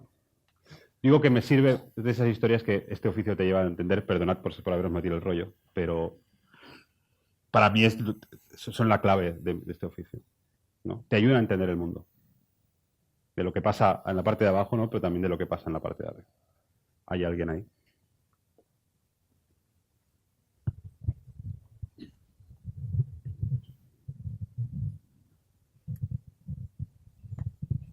Hola, este tipo de historias que me imagino que hay mucha gente que no quiere que se cuenten, ¿te las compran? No, no me las compran. Sí, ¿sabes lo que pasa? Que la relación, nosotros somos una agencia, por lo tanto, aunque como grupo somos freelance, ¿no? Por decirlo de alguna forma. Y aprendimos muy desde el principio que tampoco tenemos que esperar mucho a que nos la compren.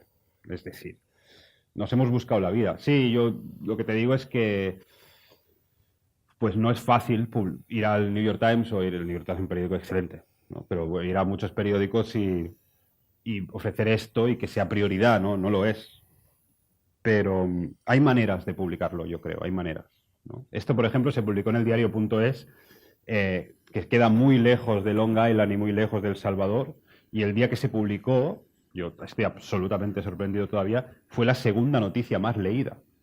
Este reportaje, el de texto y el de foto, la segunda noticia más leída del periódico ese día, entre Puigdemont y un día, ¿no? Luego ya, ¿no? Y la juez Lamela. Pero las 40 noticias de eso, ¿no? Cuesta, claro que cuesta. Cuesta porque importa poco, cuesta porque nos queda lejos, porque además es desesperante. Yo también sé que yo hago un trabajo que todavía no ha pasado, pero falta que alguien se levante y ¿qué podemos hacer? ¿No? Es un trabajo que frustra porque parece que son cosas horribles sobre las que no se puede hacer nada, ¿no? Bueno, sí se puede. Hay gente que la hace. Es difícil, pero yo no desisto. Nosotros hemos buscado otras maneras. Cuando no nos lo publican, lo exponemos en la calle. Nosotros somos expertos en montar expos en la calle, en papelar paredes, hacer virales en Internet. Yo no hago mi trabajo para salir en la portada del New York Times. Esto, y además es una cosa que te digo como profesional, te hace ilusión un día, ¿no?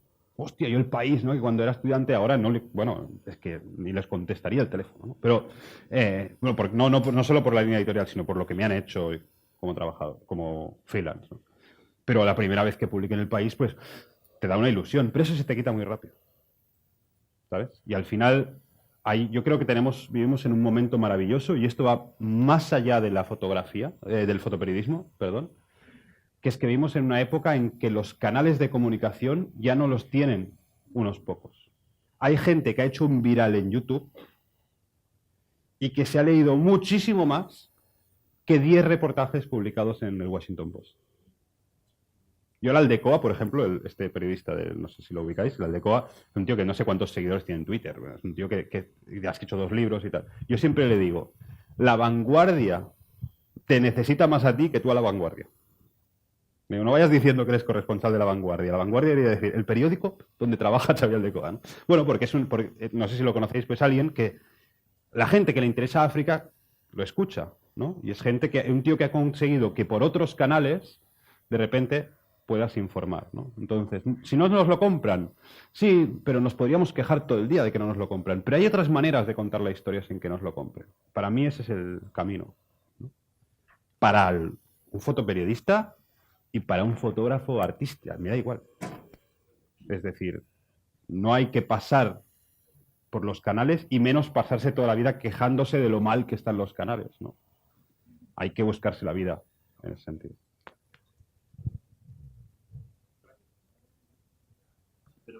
Espera, ahí. Luego te lo paso. ¿No? Vale. Una pregunta sobre retratos. Que había un retrato del hombre fuera del cárcel con el fondo azul y Sí. otro retrato de refugiados allí. Pues me interesa saber el tipo de conversación que tienes con ellos para conseguir lo que consigues. No sé, la manera de hablar con ellos en estos momentos. Me cuesta generalizar, ¿no? Porque depende muchísimo de qué persona. Yo no me relaciono para nada de la misma manera con un líder de la pandilla que con un refugiado sirio en la ruta migratoria, ¿no? Pero yo creo que la clave es mucha conversación y muy honesta. A mí lo que me pasa, y creo que es una cosa que me pasa espontáneamente y que me ha dado muchísimo en este oficio, a mí es que me interesa mucho la gente. Y me interesa mucho todo el mundo, hasta los delincuentes y los criminales, hasta los políticos corruptos. Y si me dejan, tengo mucho interés. Y yo tengo la sensación de que es algo universal. La gente reacciona muy bien cuando estás sinceramente interesado por alguien, ¿no? Entonces yo supongo que siempre parto de ahí, ¿no? Bueno, también este es un oficio que tiene mucho que ver con algo social, con tu capacidad de relacionarte con la gente. Para mí mucho más que ver que con diafragmas y obturadores. Pero para mí tiene mucha importancia construir esa relación. Te digo esto y te acabo de enseñar un retrato de una niña que estaba en una playa de Lesbos, se me quedó mirando durante 10 segundos así y la fotografié sin decirnos nada. Y también tengo la sensación, aunque no le viera los ojos debajo de esas gafas, que se generó una complicidad, ¿no? Depende. Lo que sí te digo es que para mí todo, y te lo digo porque también he visto trabajar a otros compañeros que ahí por el mundo, es una actitud. Para mí la clave es una actitud. Eso puede ser hasta una posición corporal, hasta no levantar la cámara, hasta decidir que no vas a hacer una foto. Si tienes una actitud honesta, respetuosa, interesada, delicada, creo que esas cosas se va construyendo una relación en que el retrato, todas esas cosas luego los transmite el retrato, ¿no? Transmite que se ha creado un vínculo.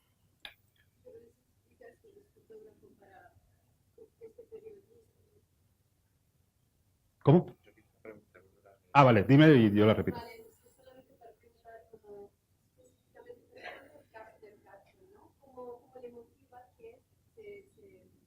Del pandillero. Los pandilleros les encanta salir en las fotos. Lo que tienes que evitar, o sea, el problema de cuando estás fotografiando pandilleros es que como les dejes, están todos, El Salvador, hijos de puta, están todos ahí y hacen un show. Son chavales de 18 años que quieren hacer su show. Y además es parte de la pandilla ellos lo que quieren ser es los más malos, quieren ser el diablo. Él se apoda el diabólico. Porque él quiere que todo el mundo piense que es diabólico y ¡buah! Me pongo así, ¿sabes? Es algo que él quiere. Pues es que todo el mundo quiere salir en la foto. O sea, depende, si generas la situación, todo el mundo quiere salir en la foto. ¿No? Sobre todo en esta parte del mundo, no en los que salen siempre en las fotos, que a veces quieren esconderse, ¿no? Pero sí, además yo siempre cuento todo. O sea, yo siempre le digo a todo el mundo que soy periodista. Porque en estos temas, una cosa que hay que tener muy en cuenta es la seguridad. No sabes si vas a publicar la escena de alguien que estaba al lado, ¿sabes? Que puedes poner en peligro a alguien. Entonces, tienes que asegurarte que la gente sabe que va a salir publicado, ¿no? Y a veces me pasa, o he visto a algún compañero periodista ahí, te he tomado una foto, pero esto lo van a publicar. No, pero para España. He escuchado a alguno que decía, para España. No, para Inglaterra. Y dices, si no lo vas a poner en tu web. ¿Sabes? Para Inglaterra, no. Tienes que decirle, no, tío, esto va a salir en internet. Te puede ver tu mamá, ¿no? Y a veces eso hace que la gente no quiera. Pero otras veces sí. Yo vuelvo al tema de la financiación, ¿entiendes?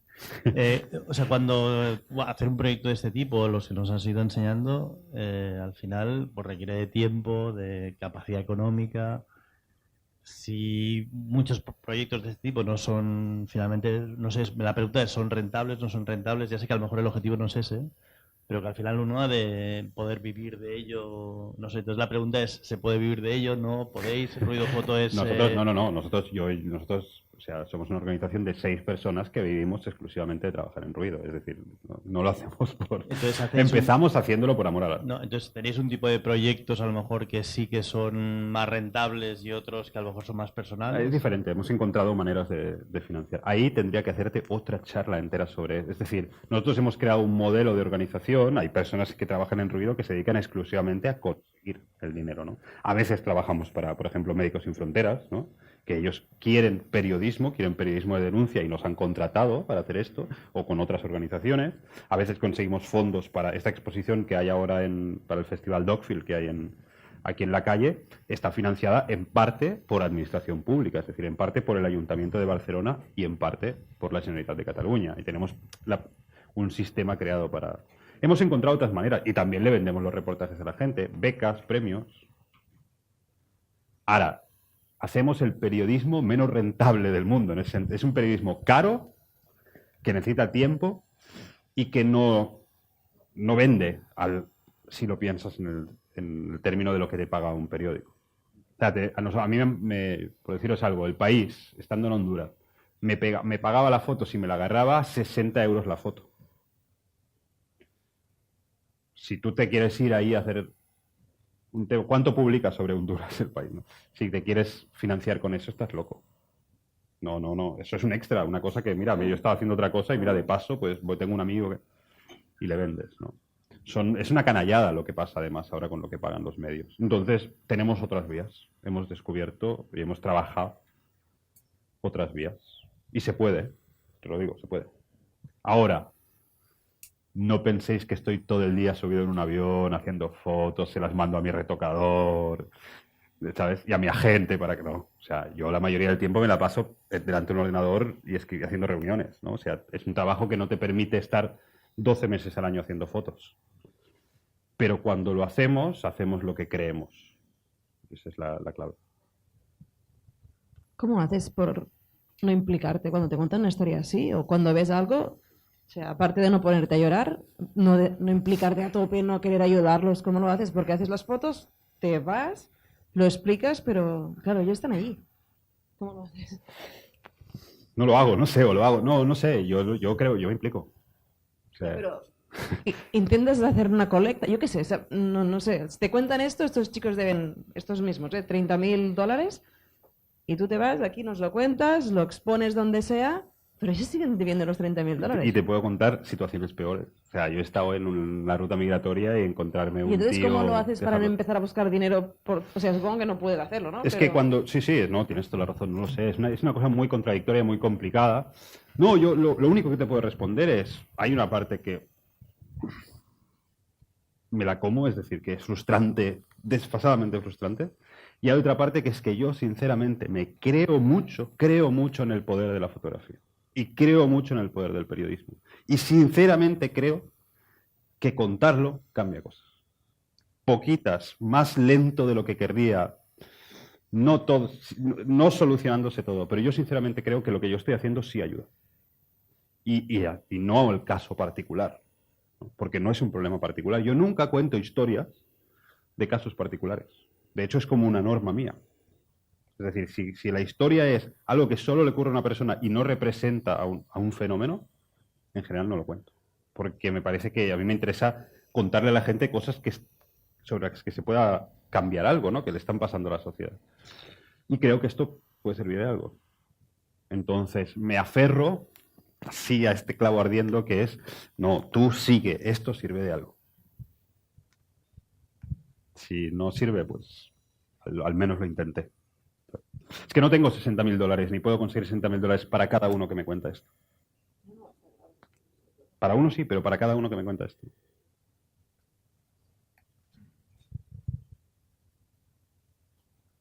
¿Alguien más?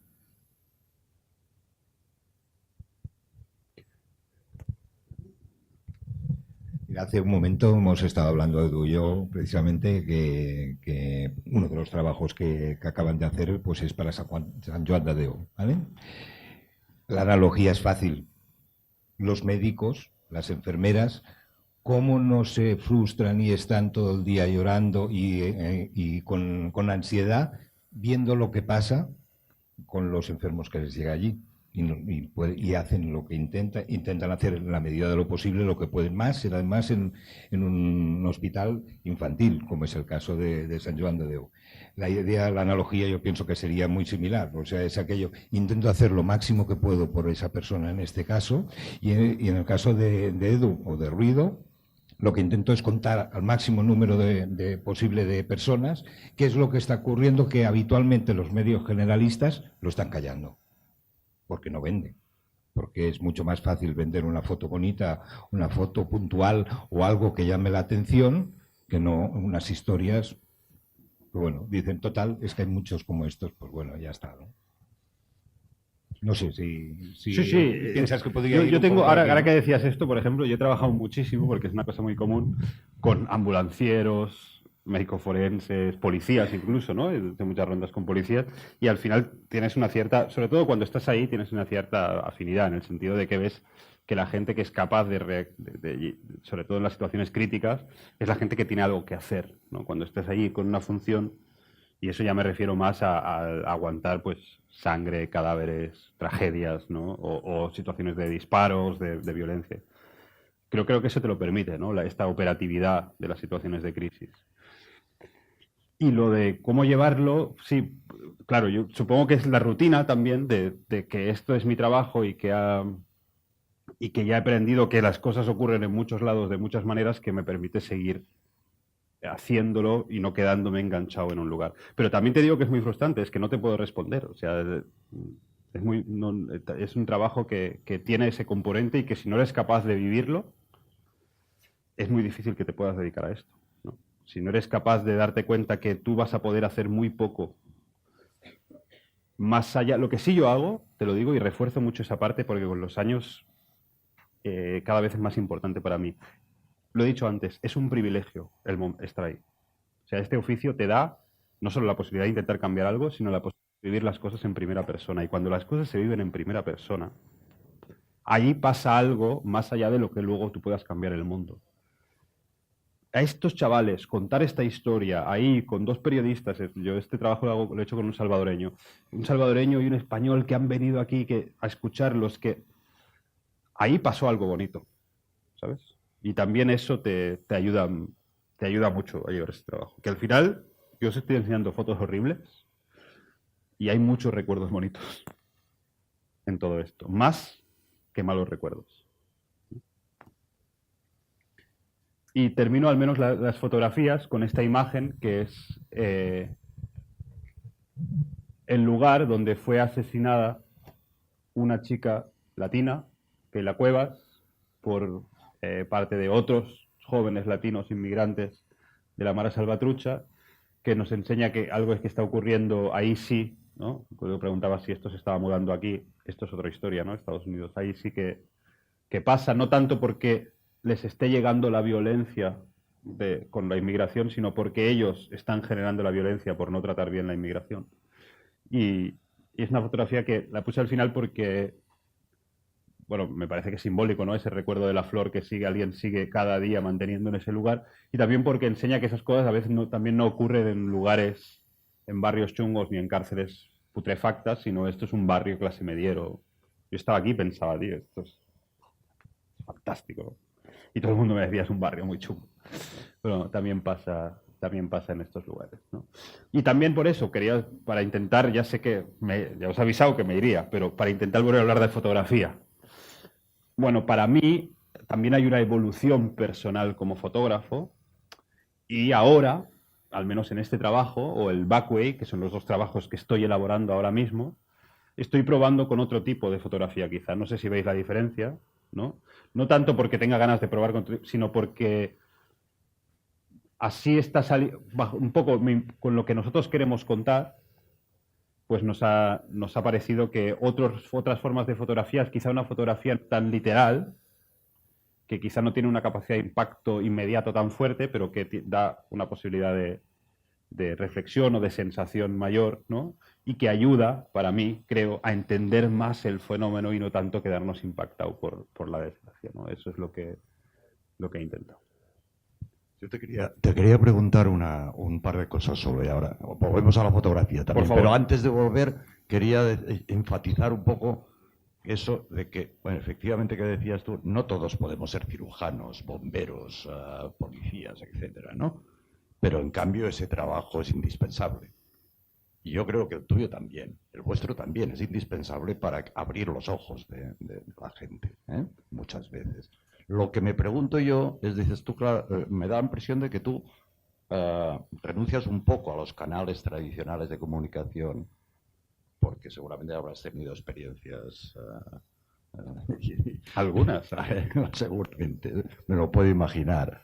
Pero, claro, el hecho real es que nosotros, los de a pie, cenamos cada día, o después de cenar, o antes de cenar, viendo escenas en la televisión que son de una crueldad extraordinaria y a la cual nos hemos habituado con una facilidad también extraordinaria, ¿no? Cuando eso me imagino que te hace daño, que te hace daño a tu trabajo, ¿no? Que es una forma de explicar las cosas diferente a lo que tú intentas hacer, ¿no? Eso me da la impresión, ¿eh? Sí, en muchos casos. Y para volver a la fotografía es un blanco y negro extraordinario, a mi entender. Y el blanco y negro tiene una fuerza, a mí tal vez por la edad, tira más, ¿eh? Y la pregunta es muy simple, es decir, ¿qué edición tiene esto? ¿Tiene retoque? Edición. ¿Has tenido algún filtro para traducir, para pasar al blanco y negro? Te respondo las dos cosas. La primera, la puramente... Creo que ahí atrás había alguien y aquí también. La primera, la de renunciar a los medios de comunicación tradicionales. A lo mejor me he explicado mal. Ruido ha publicado en New York Times, Miami Herald, CNN en español, El País, El Mundo, La Vanguardia, El Periódico, TV3. No renunciamos a los medios tradicionales. Lo que pasa que ofrecemos lo que nosotros hacemos y a veces los medios tradicionales lo quieren y a veces no. Es decir, no nos adaptamos, intentamos no adaptarnos a ellos.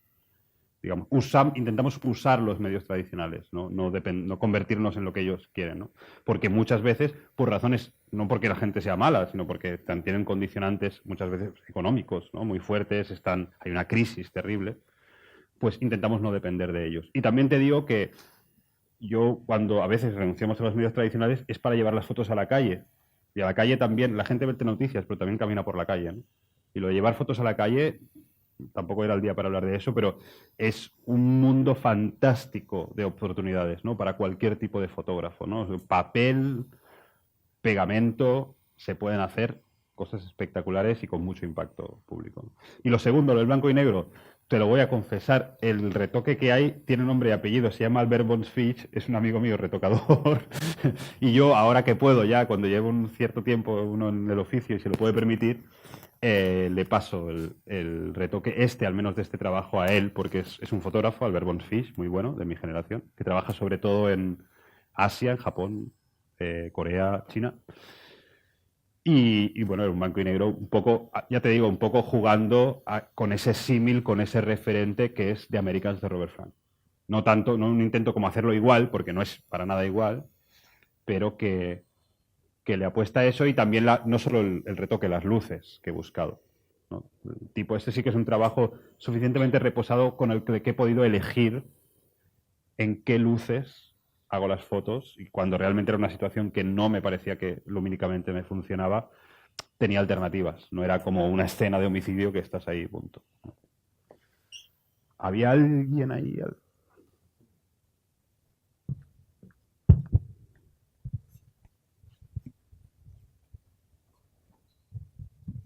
Quería saber si el tipo de objetivo es siempre 35 fijo o no. Yo por ejemplo, este trabajo que acabas de ver aquí, Este de aquí, sí. todo es un 35 fijo. Merci. Y te digo,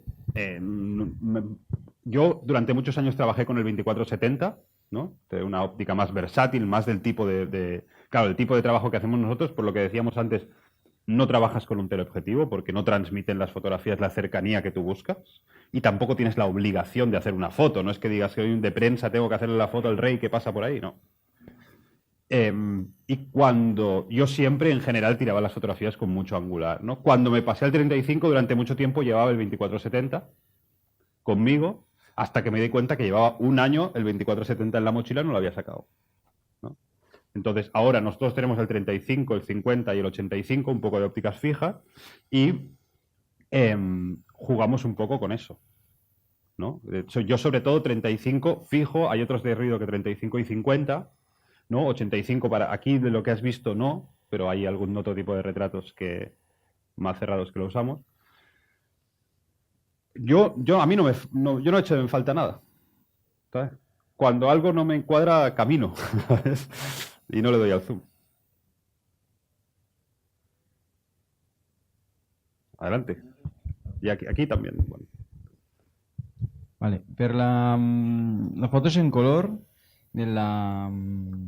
del proyecto de antes. El Backway. Sí.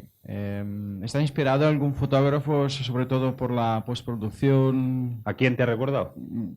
Bueno, los colores un poco a McCurry o algo así. No sé si... No somos muy fans. Bueno. Por el tema de la mentira, sobre todo. Claro, no, yo solo por el tema colores, no por la edición de fotoperiodismo. Es que yo soy muy talibán con lo de la verdad, ¿sabes? Con lo de la honestidad. Eso de acuerdo. No, pues no, para nada. No. Al final, esto es el Tony, que es el que ha hecho el retoque de ese trabajo dentro de Ruido, andaba buscando también. Muchas veces nos pasa esto, como son proyectos en muchos lugares al mismo tiempo. Es como lo de Estados Unidos. Ahora verás la segunda parte. Aquí, claro, el Backway lo que has visto es Gambia, Senegal, Mali, Níger. O sea, estás haciendo 3.000 kilómetros de diferencia, climas distintos, ¿no? Entonces, buscábamos una tonalidad, unificarlo en una tonalidad que es este desaturado, cálido, amarillo, que es el puntillo que le hemos dado. Y el desaturar casi es una necesidad en África, porque tomas fotos con un sol tan salvaje, desaturar digo, bajar el contraste, perdón, porque si no, todas las fotos tienen sombra y sol y te peta algo, ¿no? Entonces jugamos a bajarle un poquito de contraste. Y el amarillo, que es como el color de África, ¿no? Era pero es muy sutil, muy sutil. Era un poco lo que no lo pensamos en el sentido de que se parezca a las fotos de tal. Lo discutimos en el sentido de démosle este puntito, ¿no? Que se lo podremos dar a todo el trabajo. ¿Y tú personalmente, si tienes alguno que te inspiras o sigue por tu ruta? Referentes, fotógrafos referentes para mí, wow, sí, te puedo dar varios. A lo mejor no son los que... Hombre, yo soy de los que vi cuando empecé War Photographer de Natchway, no sé si habéis visto el documental, y ponía "If your pictures are not good enough, it's because you are not close enough", de la frase de Capa, ¿no? Y me flipé con eso, y ahora pues por suerte me he cargado toda esa mitología, ¿no? Porque Natchway no es un tío que ahora mismo me parezca un referente. Ni Capa tampoco, ¿no? Que otro medio mentiroso también, ¿no? Pero no, ahora tengo otros referentes. Te puedo decir, Rodrigo Apt, a lo mejor no sé si sabes quién es. Rodrigo Apt es un fotoperiodista de la agencia AP en América Latina, ahora vive en Perú. Es uno de los que ganó el premio Pulitzer con Manu Bravo. Cuando Manu Bravo ganó el premio Pulitzer eran varios fotógrafos que habían trabajado en Siria. Él es uno de ellos. Buscadlo, una maravilla. Además, una de esas personas que trabaja en una agencia y eso no le impide estar haciendo sus trabajos en profundidad, ¿no? Aquí, Fernando Moleres, ¿no? En general, no solo te hablo de sus fotografías, lo que admiro, te hablo de su actitud también, de lo que han hecho. Fernando ha agarrado un trabajo con las cárceles infantiles en África y bueno, o sea, ONG, bueno, una pasada, ¿no? Ha montado, se ha dedicado, ¿no? A un montón de cosas. Uy, qué difícil. ¿Quién más? Bueno, si me sale otro más lo digo, ¿no? Pero sí, gente, sobre todo, en general admiro gente que conozco, porque sé cómo trabajan, sé cómo se comportan, sé cómo hablan de su trabajo.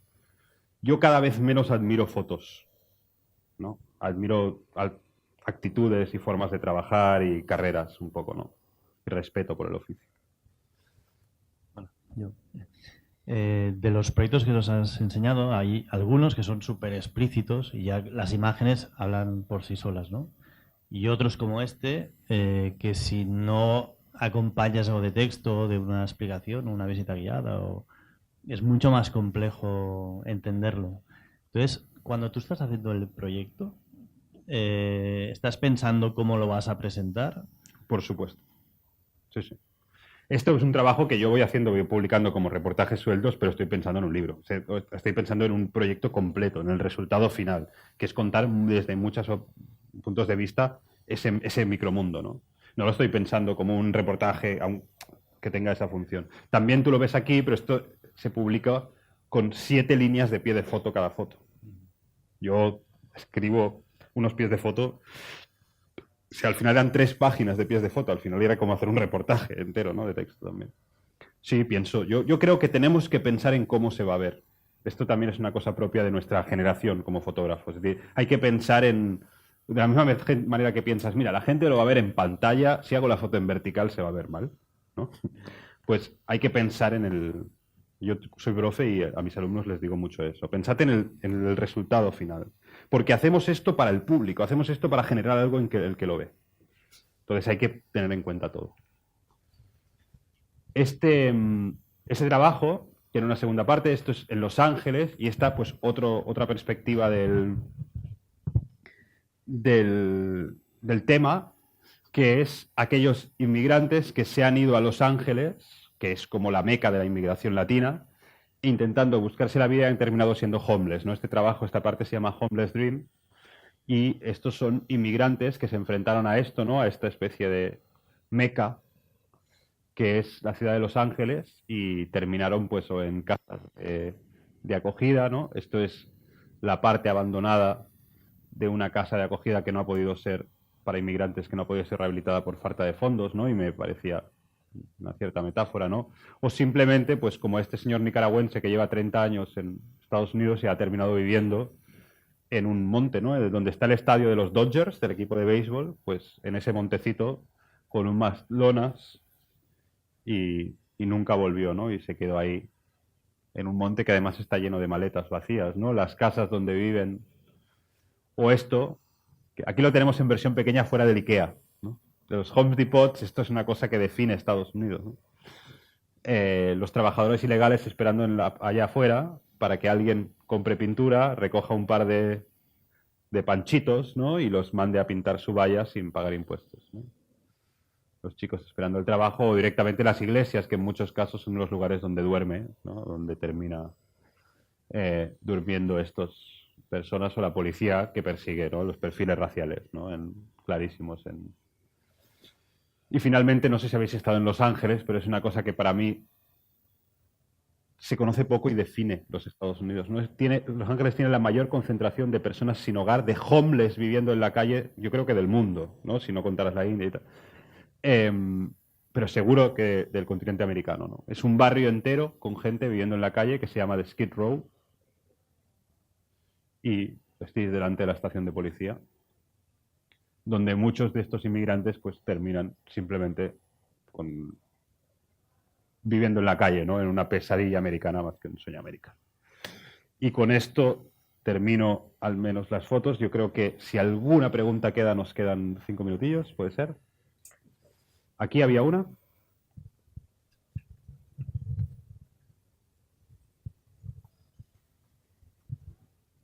Yo tengo una pregunta más a nivel de experiencia personal y de análisis de género un poco. Si has trabajado con mujeres fotógrafas que hayan vivido lo mismo que tú o con los mismos proyectos, sus dificultades, teniendo en cuenta la sociedad patriarcal y un poco todo. Hay una diferencia muy grande. De hecho, en mi oficio es muy machirulo, ¿no? O sea, sobre todo cuando hablas de fotoperiodismo, conflicto, situaciones con cierto riesgo y tal, es muy masculino, ¿no? Cuando ya entras en una fotografía documental sin esa perspectiva un poco de batallera, pues ya es un poco, hay muchas más mujeres, ¿no? Yo conozco mujeres fotoperiodistas en todos los ámbitos, por ejemplo, Lana Suriñac, que es una fotógrafa humanitaria, línea durísima, ¿no? Que ahora también lleva 5Ws, que ha sido fotógrafa de MSF muchos años, o por decirte otra, 2 personas que están basadas en Barcelona, Oriana Elizabe, que ahora no se dedica a esto, pero fue una fotógrafa durante, digamos, la crisis en Chiapas, fue fotógrafa de reportaje, y evidentemente que que te condiciona, pero es que yo creo que este es un oficio en que te condiciona quién eres. Yo en América Latina, en Centroamérica sobre todo, soy un gringo. O sea, yo no, aparte que llevo una cámara, es que, ¿qué? O sea, soy un gringo. Hay gente que en la cárcel una vez llegué y me empezaron a sacar a uno que era el que sabía hablar inglés. Yo, no, yo me podéis hablar español. Y eso me condiciona, ¿no? Pero también ha sido una herramienta muy buena para mí, porque ha sido una herramienta, el gringo pendejo, la gente le cuenta cosas, ¿no? Porque la gente piensa, este no es sospechoso, y yo lo he podido usar. Yo conozco mujeres que se dedican a esto y que su condición de mujer les ha permitido, la han sabido usar para entrar a lugares a los que yo no puedo entrar. Por ejemplo, a mí me ha pasado muchísimo, el tema de la violencia sexual. Es una cosa que cuando yo me he intentado acercar, es que las víctimas no quieren ver a un tío, no quieren contarle esto a un tío, aunque seas el tío más majo del mundo.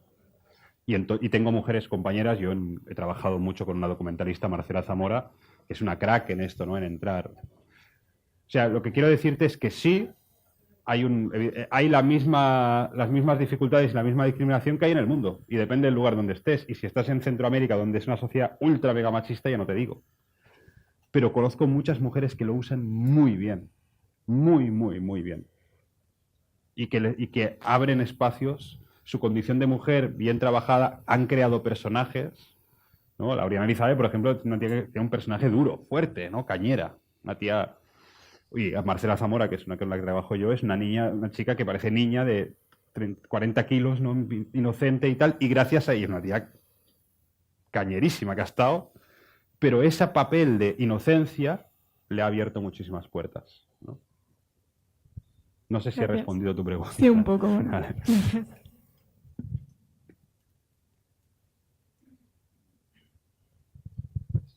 ¿Listo?